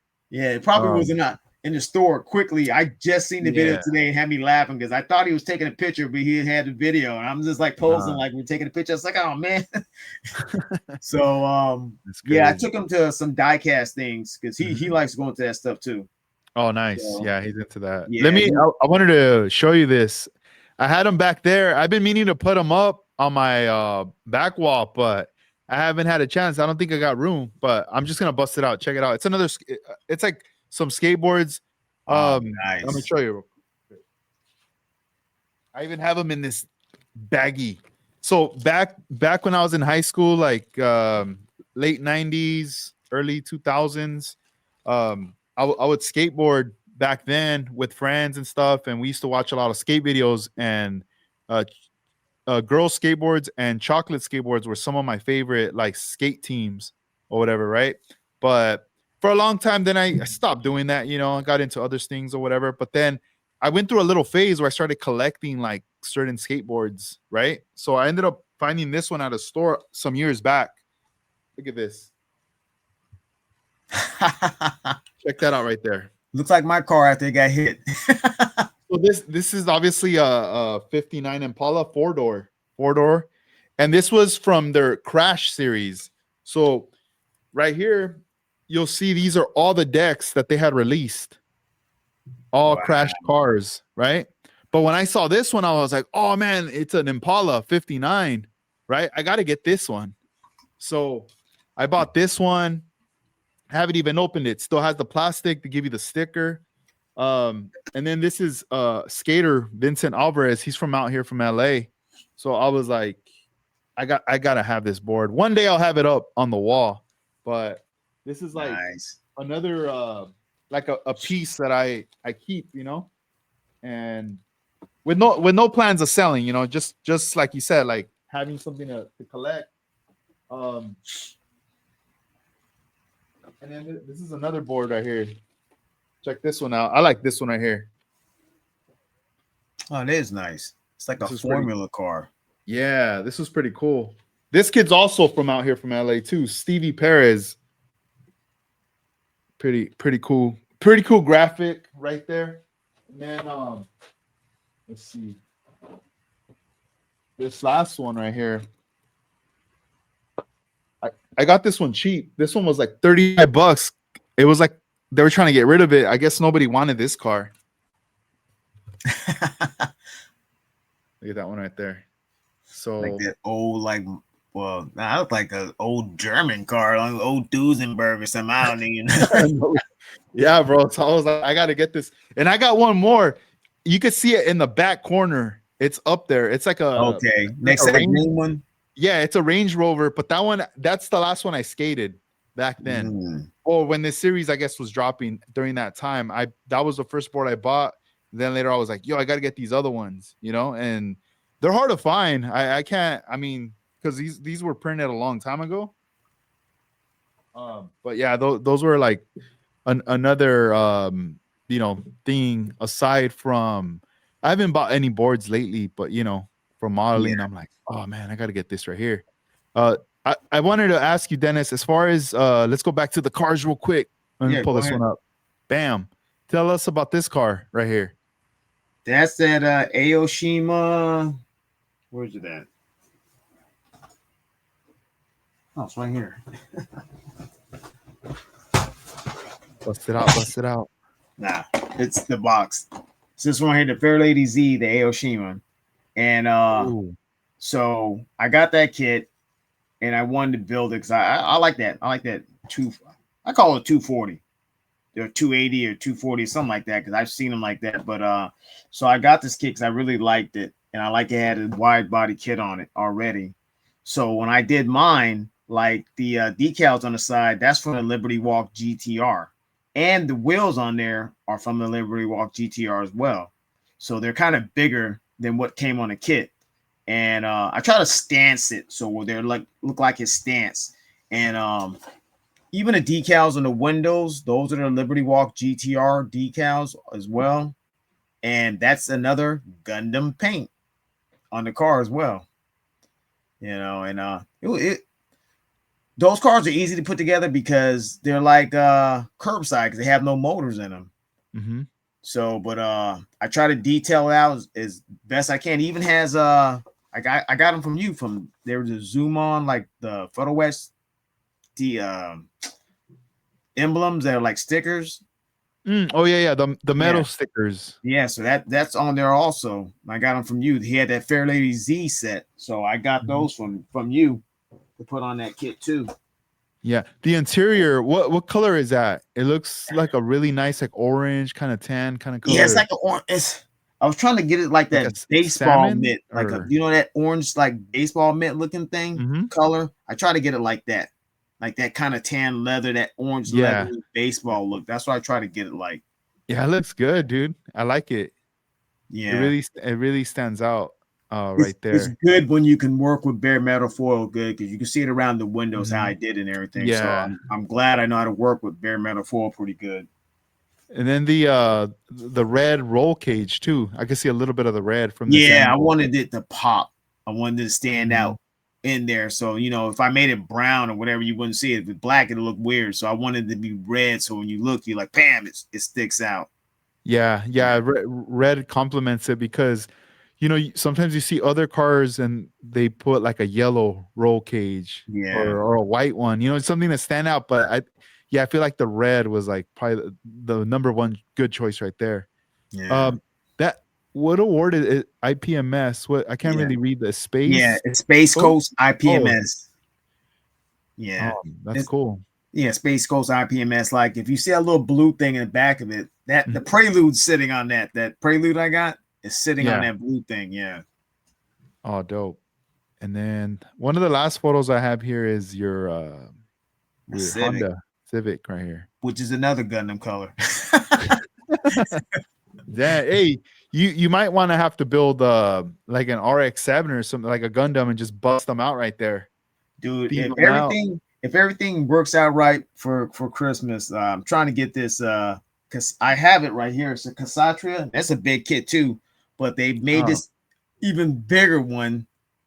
I'm trying to get as well. That thing, you $214, man.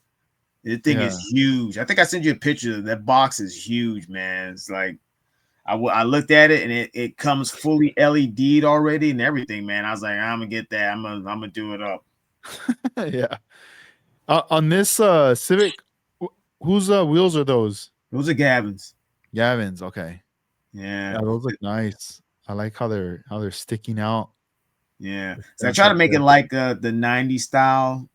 Like I seen the cars back in the days. I remember I used to see them all the time. The Nissan, it was the Nissan Sentras mostly back then. They had the 13.7s on them and they had the low Mhm. profiles on them, the 50 series. And dude, Yeah. my cousin had a Mazda 626 and he bought some 13s on there. And dude, I was like, why is the wheels poking out? I didn't understand that front wheel drive cars, the wheels set out like that. Yeah. And because some people build these models and they put the wire wheels on them, they're tucking. These cars never tuck them unless you had standard spokes. That's the only way, and they don't even tuck then. And Mhm. so whenever you have reverse, they just sat out like that. And I love that look, man. So I was like, I got to do this because I didn't see nobody else doing it, and I did it. Now I start to see more and more people do it because people are like, oh, I remember that style, and they want to Mhm. do it. So I got these from Gavin's, and like he has them in 13s and 14s now, but like I got these. These are supposed to be 15.7s. I was like, dude, these is like 13.7s to me. So Mhm. I put him on there like that. But now I think I was talking to him about it, but I sent him some pictures of the car before. But yeah, I had that, make it look like that 90s style look, It has like a speaker setup in the back and all that, just like a cruising car. Because back then, a lot of times you just throw some rims on your car and your car is badass. Oh, you got Mhm. 13s on there. Wow, people flipping out. Yeah. That's pretty cool. Let me right now I'm gonna take the time real quick to plug in a couple shows for you guys. Let's see. Let me put it right here. Bam. All right. So there's a couple shows. These are gonna be for next year, 2026. Man, I was about to say 2025. Uh we got one in the West Coast, but we also have another one in the East Coast as well. So let's plug in the first one in the East Coast. This one's from Rick the Builder Presents Model Cars and Coffee, Sunday, March 22nd, 2026, 9 to 2 p.m. at 312 Gernatz Church Road, Leesport, PA. And let's see here. So this one says here no trophies or rewards. There will be vendors. Bring many cars as you want. So this is more like a chill kind of vibe event. So it's like $10 per person. Children under 12 free. Let me show the flyer. This is the flyer I have right here in hand that I got from him. And I've been putting a lot of these in orders. He gave me a stack of these. I got to meet Rick over at the Acme show. He was there with George with Vision 124. Another thing I want to add, I did see today on Instagram that he posted a photograph of what looks like the venue. I'm not sure if this might be the same show or what, but this hall looked huge. There was lots of tables. It looked big, and I Yeah, was like, nice oh big man, space. yeah, dude, it looked dope. I was like, wow. So there's gonna be vendors there at that event. There's gonna be tons of tables. The venue looks dope. So I'll be mentioning more of the show as time goes on. So for anybody that's listening that's in that area, just a heads up. And then for everybody else that's out here in the West Coast or close to the West Coast, there's let's see. Oh wait, hold on. Before I move on to this one. So George Vision 124 says, "Yep, Edgar, that's the venue." Cool. Bam. Here you go, guys. So Rick the Builder right here, he's having the event. You can always pause this, screenshot it, and let me turn it around. There's more info right here and a picture right there. Boom. All right, cool. So then now going to the West Coast over here, April 25th, 2026 is going to be the first annual Left Coast Scale Classic. That's going to be going down in Ventura County at the Ventura County Fairgrounds right here, as you can see. For more info, go to leftcoastscaleclassic.com. So this event, the theme is mini trucks. So there's people working on their mini trucks and getting ready for this event. Not only is it model cars, but it's also diecast RC, and I believe there might be also some 1-to-1 scale cars as well.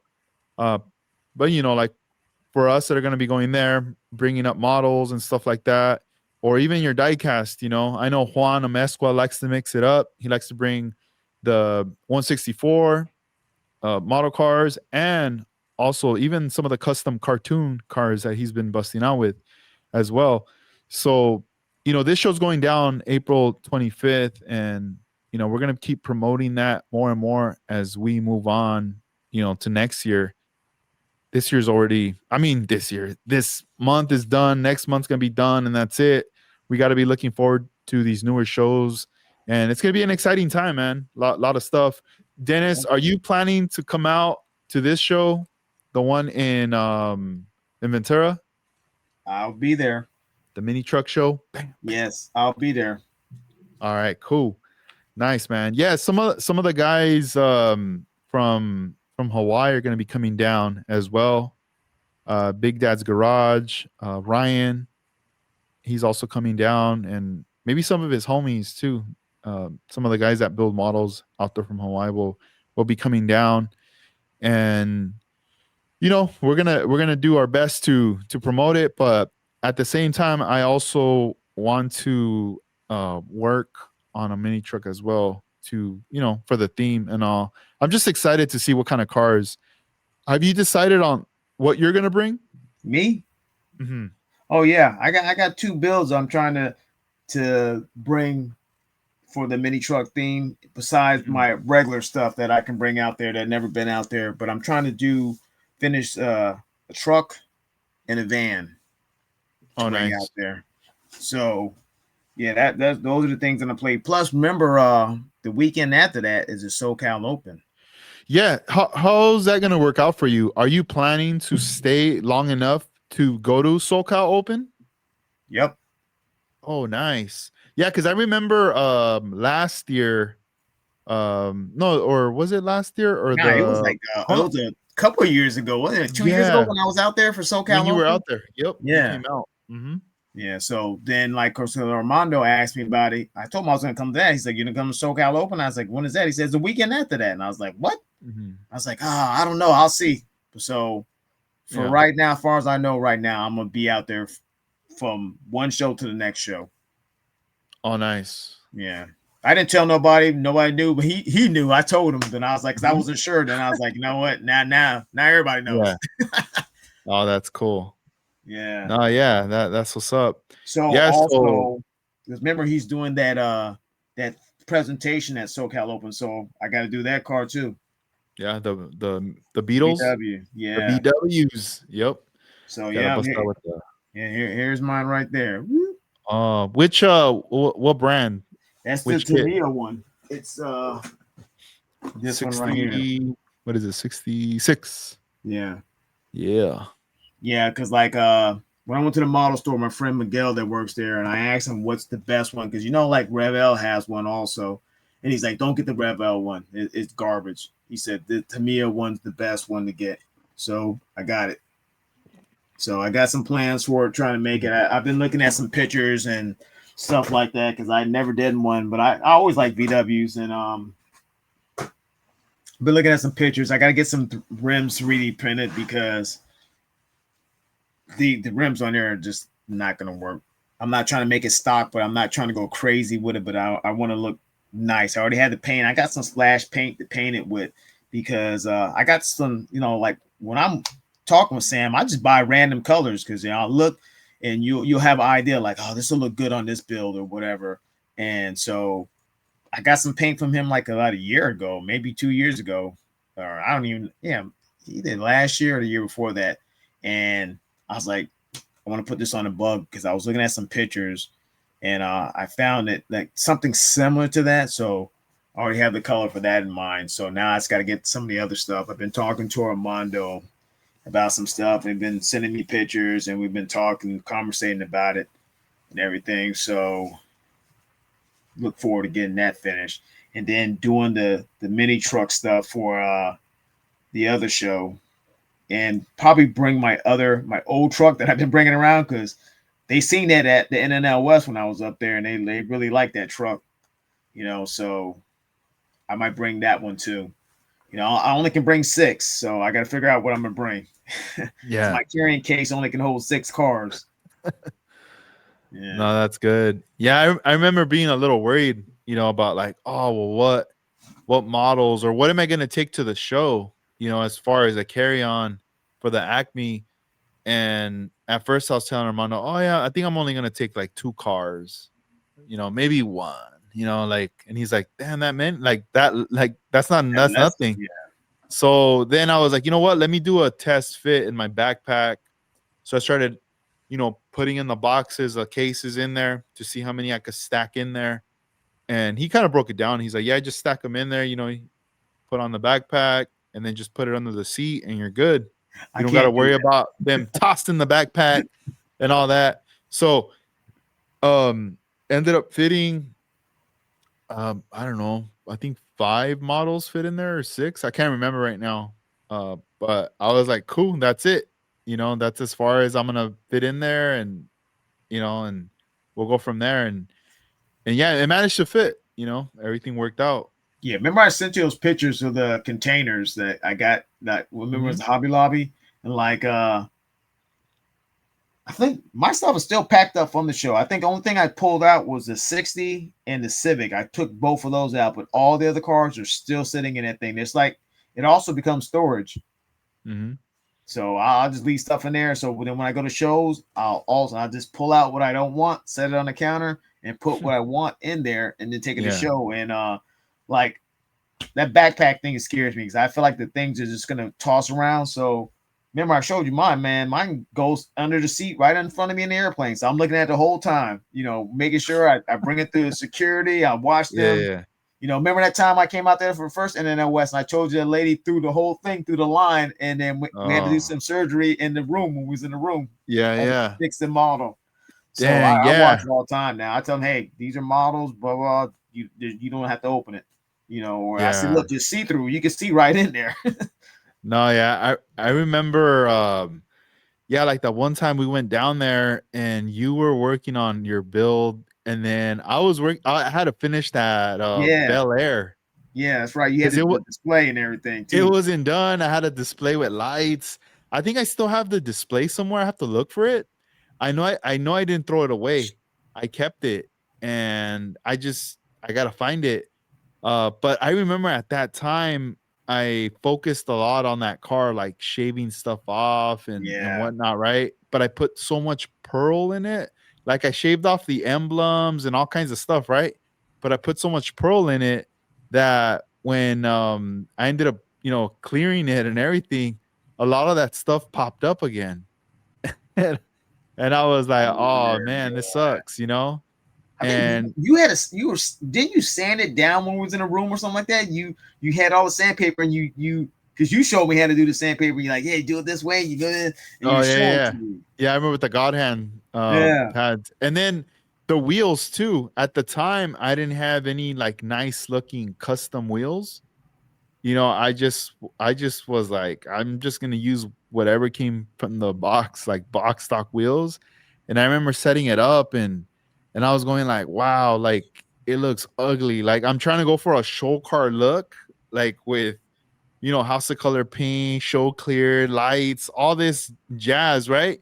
But then the wheels just terrible looking. It's like you buy a nice outfit to go out and then you're just wearing some jacked up shoes. And it just doesn't flow. you look And you're all just hope good. you're just hoping that everybody just makes contact with you and never looks down at your feet, Yeah, you yeah. know?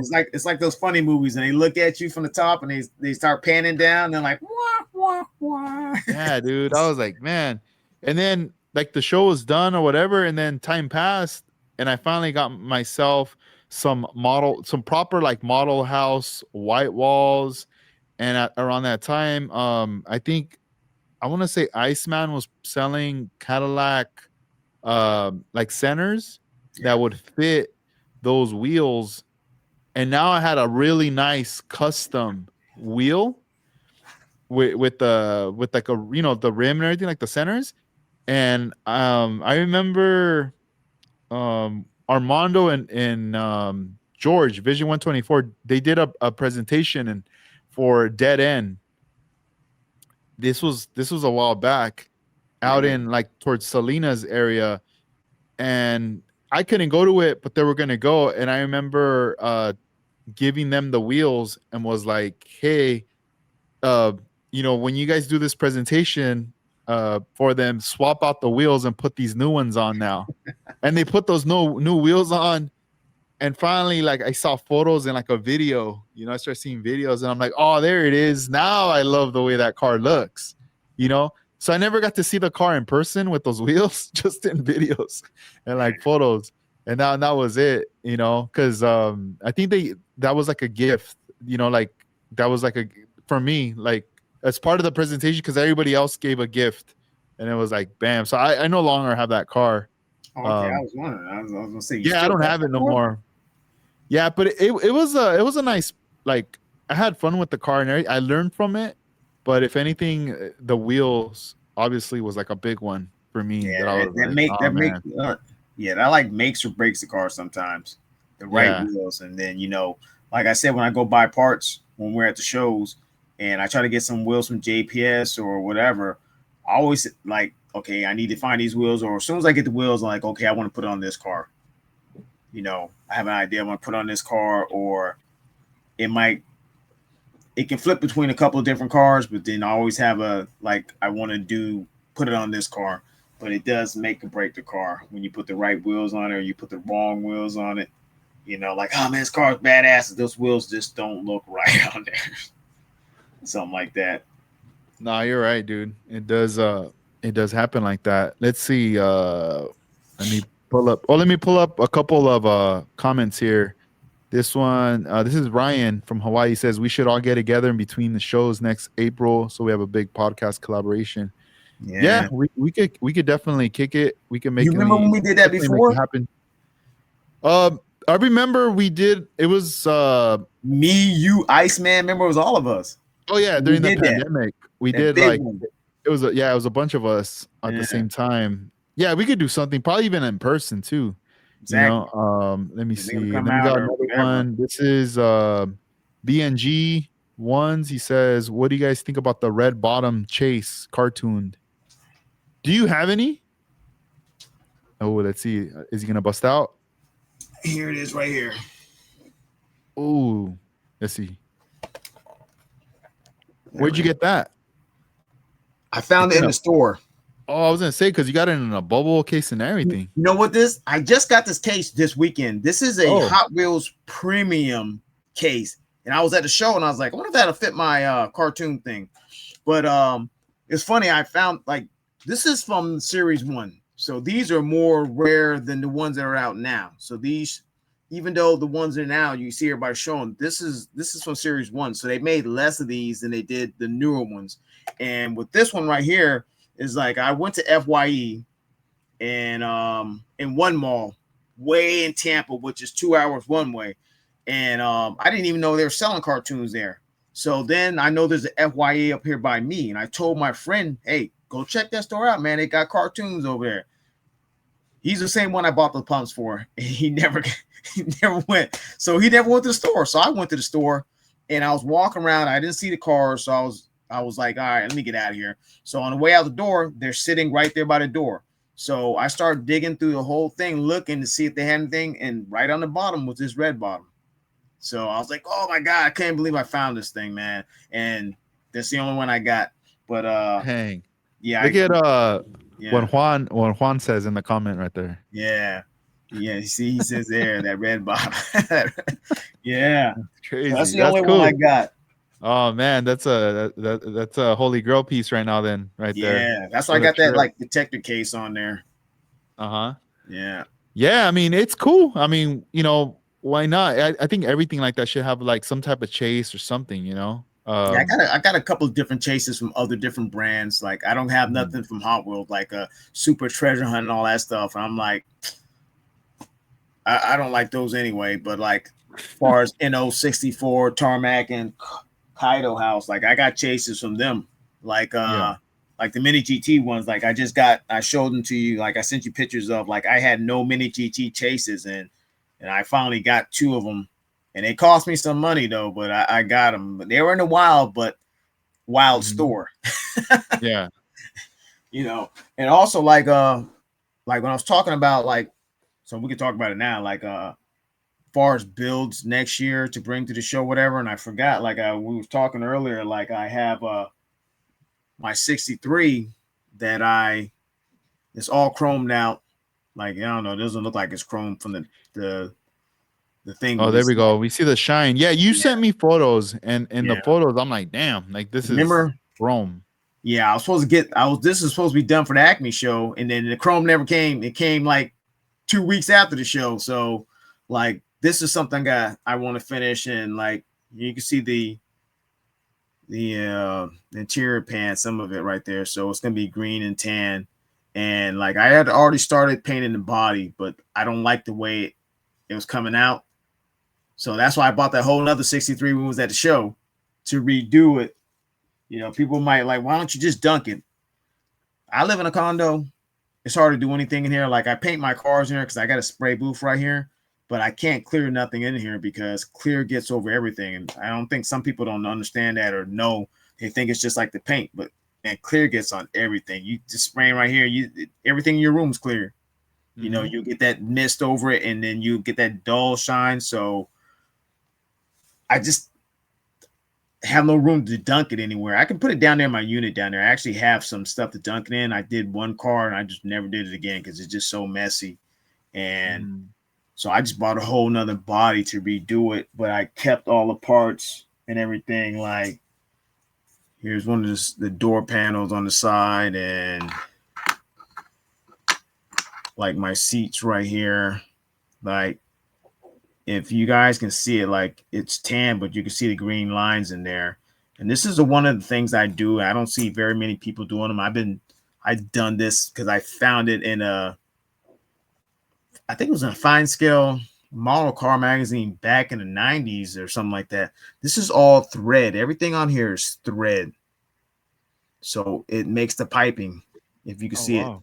This is all thread, hand done thread on the seats, on the back of the seat, and to do on my interiors like that. And I don't do them on all of them, just certain ones. Like you can see the bottom of the seat right there. You can see how the Oh thread is yeah. on there right there.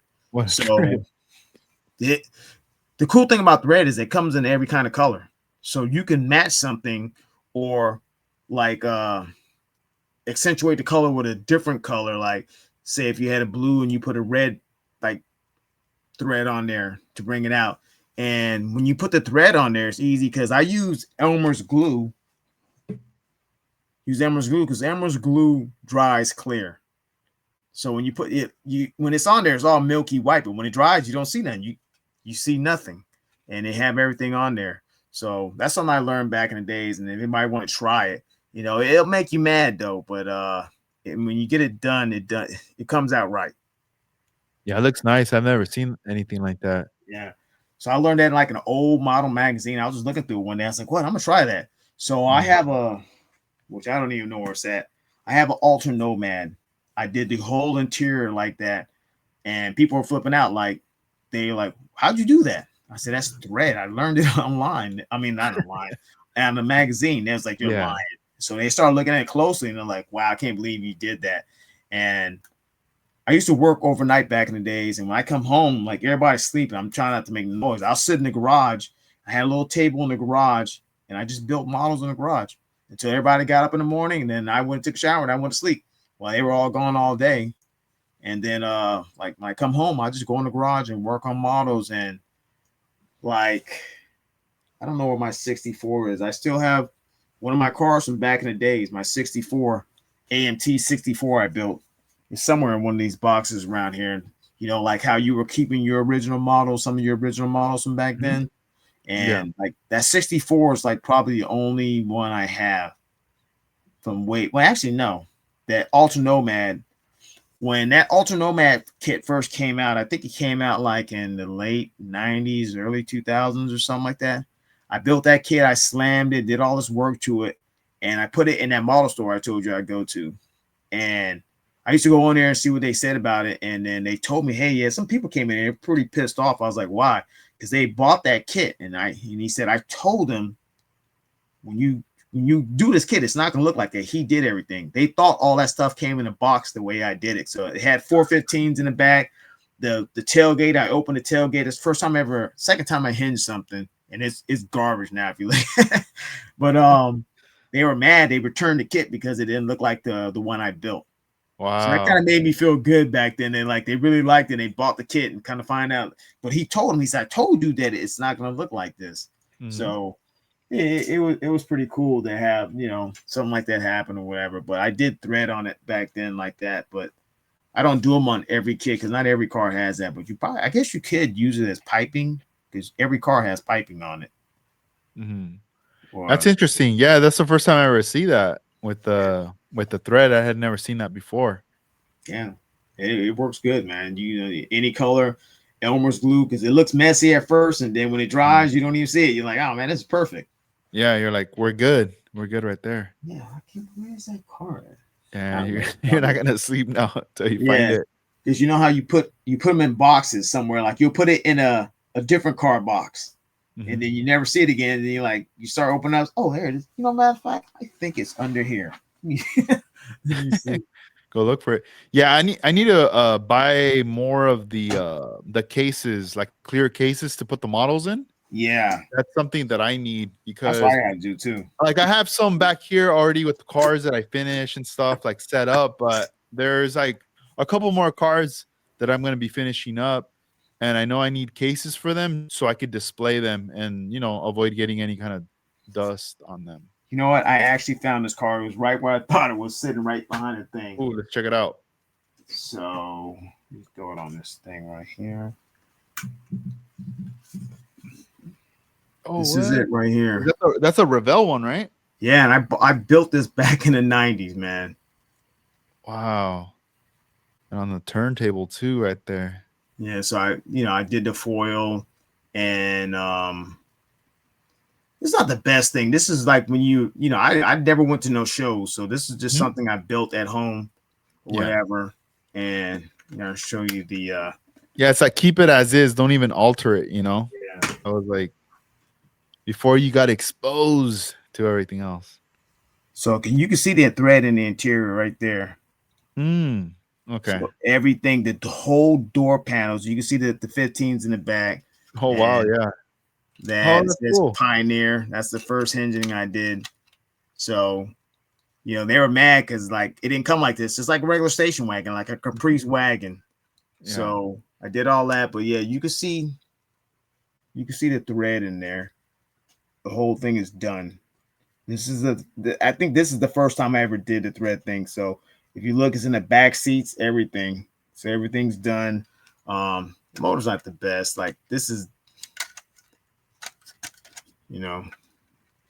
like little gold foil to do the motor all regular and all that stuff. And then back then, there was no gold plating, or I couldn't get no gold plating. So it's like a gold painted. Yeah. But it still had the stuff on it. But yeah, these are like hopping hydro wheels. Yeah, I was about to ask, are those the hopping hydros? Yeah, these are the hopping hydros. Because like back then it was either Pegasus or hopping hydros. And these had the bullet caps, and I was like, I gotta get that. So like even if you can see the foil work on the side. So yeah, like on the trim. Yeah, like I felt like I was doing it looks like a rose gold kind of. Yeah, because it's so old now. That gold is all faded. That's why I was looking in here. I was like, man, it doesn't even look like it's gold no more. But like I could do foil good way back then. I felt like I did it better back then than I do it now. But I learned because I used to go to the model stores and I asked a lot of questions. And it's funny because the people there don't even look like they knew how to build models, but they told me everything. Yeah. Hey, do this when you use a foil, try it this way, do this. And dude, it worked. So I was hooked on it because, when you use foil, it brings your model out even more, with the real trim. Because like I see a lot of people try it. They try to paint the trim on there. And dude, it does not work. I even did that before, and it does not. I couldn't get it right. I like made more of a mess than I should have. Yeah. Yeah. I remember as a kid, I mean, I was unaware of bare metal foil. I did not know it existed. But as a kid, I remember like putting like tape really close to the edges of the trim, like on a 64, right? Yeah, Wait, no, not a 64. I think was it the Bel Air.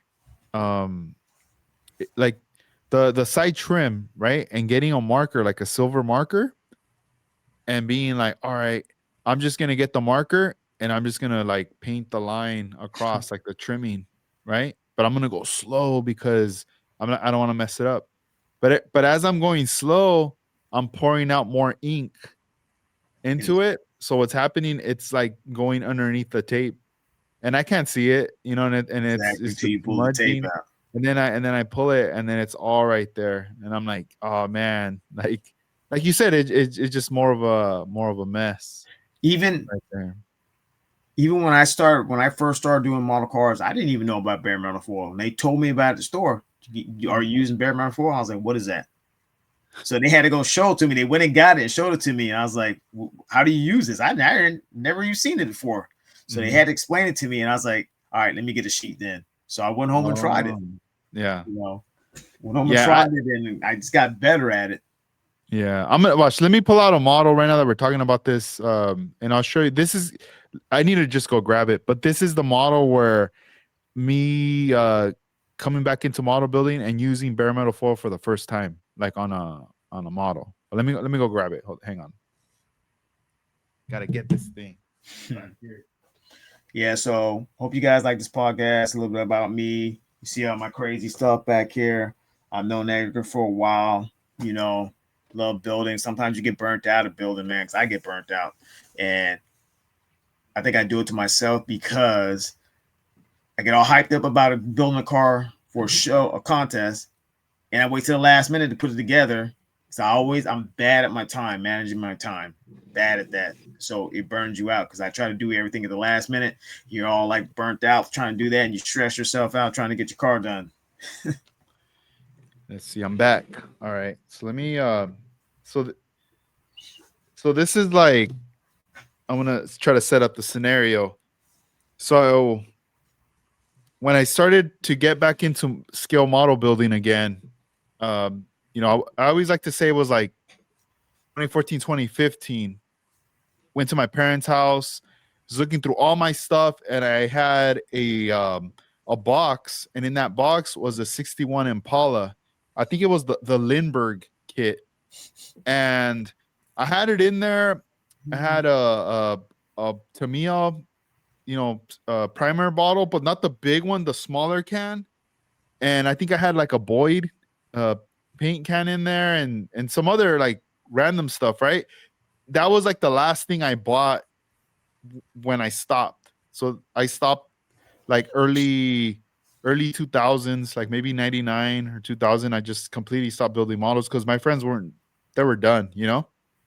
And when I got back, I saw the model and I saw everything and I saw an opportunity like, oh, why don't I just get this and start building this? Like, why not? I have it. I'm interested, but let me look on the internet. Let me see what else is out there.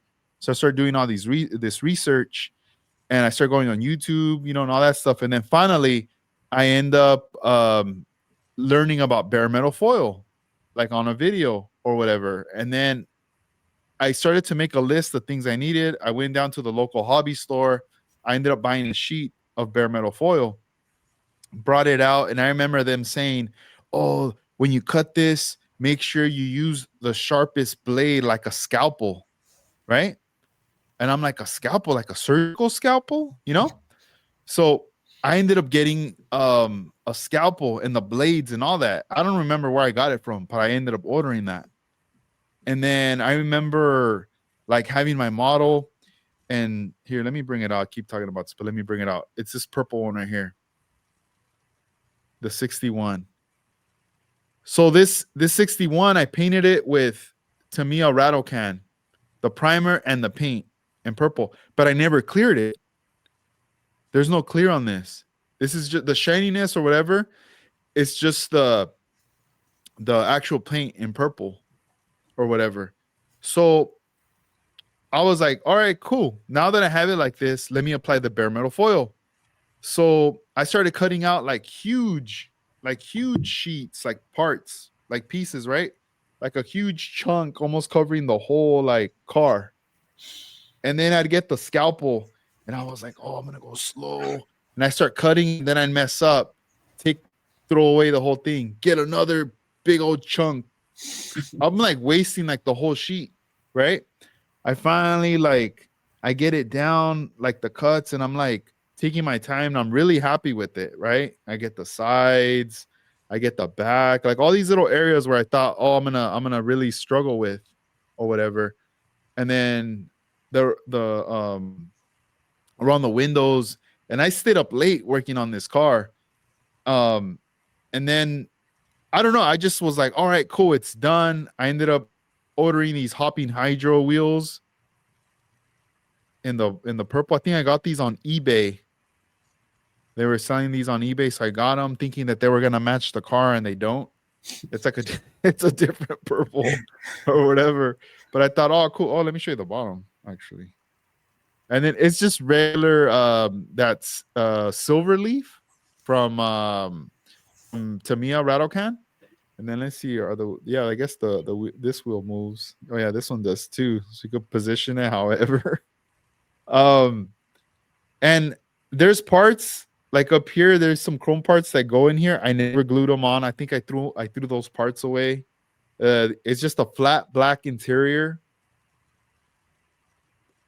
Just flat black, no clear, nothing. The funniest thing about it though is that I even ordered a plaque because I never put a plaque on a model, and I bought a lifestyle plaque and I put it on here. And I mean, you guys would know that there's no way in hell you'll ever see a lifestyle car plaque on a plain one colored car like this in real life. You know, like I'll always leave it on. You know, but in real life that would not happen. You know, but I was like, oh man, like what's up with this build? But yeah, this is just one from that time 2015 getting me back into it. And it was just rattle cans, solid one color builds. I even lost I think a couple of lights already lost them from the back. And that's it. You know, I kept it in this this is one of the OG AMT cases with the black bottom. I've just kept it here all these years. I very rarely ever show this car. But it's one that I'll keep obviously for a long time in my possession here.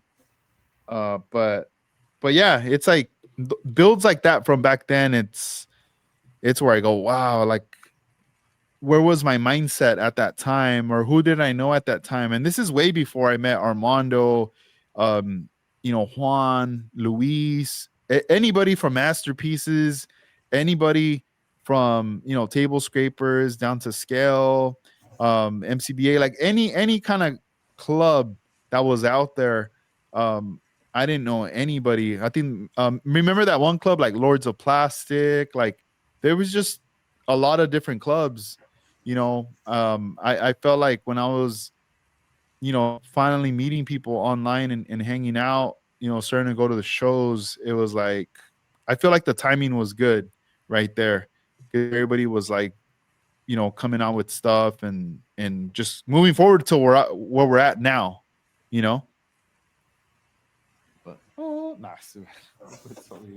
Yeah, I think that like that Ultra Nomad I just showed you, like that's rattle can also too, because I wasn't doing airbrush back then. And remember the paint back then was enamels, so they took like 16 years to dry, but they dry shiny though. Yeah, they're still drying right now. Yeah, they look like that one. I just paused that thing out and it was looking all nice because enamels dry like shiny. Mm-hmm. And it's funny, like you I remember we was talking about. Remember I told you I have a 61 like that I did the foil and everything up. And I was looking in the closet of there, and I found one of the boxes, but it's not the one with the one in it. But you're talking about Lindbergh, so then you said a 61 is funny because right there. Oh, that's a convertible. Yeah, I got Yeah. the The one I have is the right hardtop here. in red. But that's dope. I never seen that one before. Yeah, and it has wire wheels on it in the picture. A real car with wire wheels on it. Does it come with the wire wheels on that set?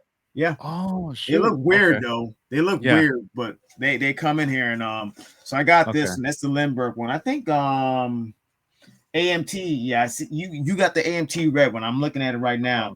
But yeah, Lindbergh was the first one that came out with the 61s because the ones I have are the Lindbergh kits, just like this one. And then AMT came out with it. But check this out. I just pulled this out from the stash. see, Lindbergh. yeah, the big worm car. Yeah, there you go, big worm car right there. Worm. I just saw it right now. I was like looking. I was like, I know I have it somewhere, and I looked and it was like right there. Yeah. Dang. Let's see. Show me the parts. Let me see.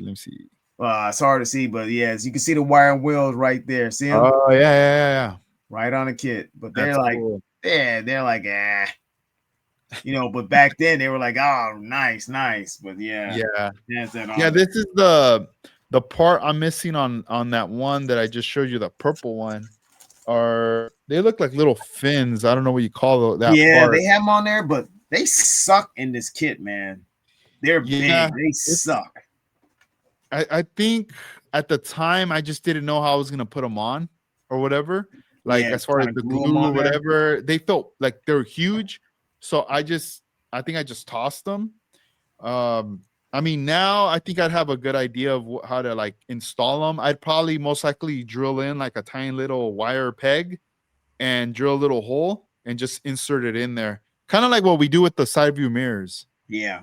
I'd probably go that route. Bad though. But yeah, like I didn't have this kit when I was young, but right now that I'm looking at it, it's like, yeah, this is totally the big worm 61 right here. Like if you wanted to do the replica, I guess. The first one I built like that, I built it like the big worm car and everything.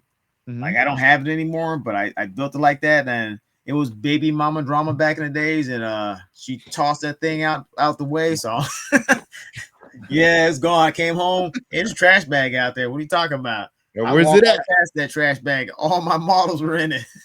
That thing's gone. Yeah, I was like, oh hell no, big worms down. Oh, look at this one. 62. Oh yeah. Dang. I got the hard top up there. I think I got that convertible. I painted it back in the days like a candy blue enamel. Dude, I know you was doing a video the other day about that old magazine. Mm-hmm. And they was using coat hangers. Oh yeah. Dude, that's how we used to do it back in the days, man. I still got mine. Bust out. Let's see. Can put these back. All right, cool. Before I got the show me the coat. Look at him. Oh, you still got it. Oh, you got two of them. That I used to you stick the model right on here, right there. You can widen it out and it'll keep it in place and everything. I got tape on the edges, so that's how I used to do it. So you just put it on there, and that's how I painted it. It's just when I was doing spray can. Because when you put the car on there, you can widen this out to keep the car stuck onto the thing. Yeah. So you didn't even have to tape the car onto this thing. All you had to do was widen it out from the inside. The car stuck on there. So I still have these. They just sit in the closet. Back in my day in the 1900s, we were stuck. When I used to do this little boy. Here's the lights right there too. Oh, let me see the lights. Let's see. Yeah. Oh yeah. Armando said he had commented. I think I showed it earlier. He said he extended his because when he bought them, he thought they were gonna be big or whatever. But I don't know, somewhere in here, I know he said it in the chat. Yeah, we were talking about it at the show. You can actually buy them taller, but they cost more for some reason. Those shorter ones are cheaper. But wherever he got his from, they were cheaper than the ones I got. Yeah. Oh dang. No, it's pretty Yeah. cool. Yeah, I got to get lights though, man, for sure. But Yeah, I hey, never. man, I think it's that time. We're gonna wrap up this Okay, let's this do it. episode. So let me real quick, everybody. Thank you guys, man. This was cool. I felt like Dennis came out to California and we are hanging out, and or I was over at his spot in Florida or checking out his stuff right there, and you guys were all coming along for the ride, chilling with us. So that was fun. Yeah, it's getting late. I gotta get up super early tomorrow. But It's getting late for you, but it's already late for me. yeah, man, Luckily, I I don't have to know. work tomorrow. That's good. That's good. No, yeah, but this was fun, man. It's been a minute. I mean, doing the podcast together, but we Yeah, chop it up pretty often. So, but it's all good. I know we could go on for more, but it's yeah. that time. It's like It's that having time. fun, man. Because we know each other. Like when you do some of the podcasts with other people, you know them, but you don't know them. But me, Yeah. we know each other. We've been together. We've been hanging out. We've been going to places together, No, going to for eat sure. out and all that stuff. Yep, yep. Yeah, so I gotta get some rest. Tomorrow I will be a guest on a podcast too. Oh, So see, I'll be talk plugging in the on on YouTube and everything, the AMC podcast. But yeah, I'm gonna take off. I'm gonna let you guys go. So let me do real quick little roll call before we bounce out. OmniWorks, Kevin Smith, Slowly Models, Armando Flores, Juana Mesqua, Model Car 1589, Scale Model Cars, Vision 124, Jarvis Malone. Let me see him. Carlos Avalar. Let's see anybody else. IKEA Molinar as well. Mike's Models and More. I know he had jumped in there saying what's up earlier in the during the podcast. Brando Commando too. I know he was on early on, but I think he took off. Um, but yeah, I'll tomorrow. Hopefully you guys could join when I'll be a guest on the other podcast. But we'll see. We'll see. We'll go from there. But thank you, Dennis. This was awesome catching up, and we'll have to do this again. Maybe we'll do something where maybe we will actually be working on our models. I got to figure it out where I could use one of the other cameras that I have, point it down on my workbench area, and then we could do like a build night Get some or something. When one of the days when you don't work, you know, Yeah. we'll do it up. We'll do it up from there. So that should be fun. But cool. Well, all right, guys. I'll see you guys on the next one. All right, Dennis. Later on, man.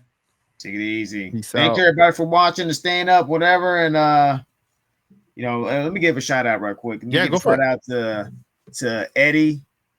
Eddie, he's easy model cars in Florida. He helps me out. He gets me where I need to go. And give a shout out to Edward Sicario. He's another friend of mine. He's an up and coming builder. So I've been helping him out. And I'm gonna give it out to Leon Model Cars 1589s. I met him at NNL West when I was up there. I seen his car in the video before I even got there, and then it was sitting there, and I had to meet him. So dude is cool as hell. I watched his videos. You guys watch his videos too, but give a shout out to him. And I'm gonna give a shout out to Edgar for keeping this thing rolling and doing the stuff, making it happen. So, and to everybody who's staying up and watched this, thanks for watching. I don't know. I don't know if you learned anything from me or anything about it. We just rambling, but I hope you had a good time watching our, my podcast. So thanks for watching, everybody. Yeah. Oh yeah. No, Oh yeah. thanks. And Jarvis, I remember when I was talking about my Civic, I forgot Jarvis was doing that stuff too before I was, like with the Euro looking things like that. Cause I keep on forgetting, like I see his stuff, I'm like, oh man, I forget that he was doing that too. He's with that stuff also, that good old school look. Hell yeah, dude. He does some beautiful and badass models, bro. Like he just has Yeah. that I style. forgot all about that. I just like sat here. I was like, oh shoot! I said I was doing it. No, I forgot he was doing that stuff way before me, and I forgot the pictures I seen and stuff. He's even at the shows when he bring them up there when I'm over there. Yeah. Totally forget about that stuff. But yeah, I had to give out shout outs to him because he was doing that way before I was. Back then. That's cool. Yeah. That's All awesome. right. Cool. All right, guys. Well, later on. Peace. Take it easy.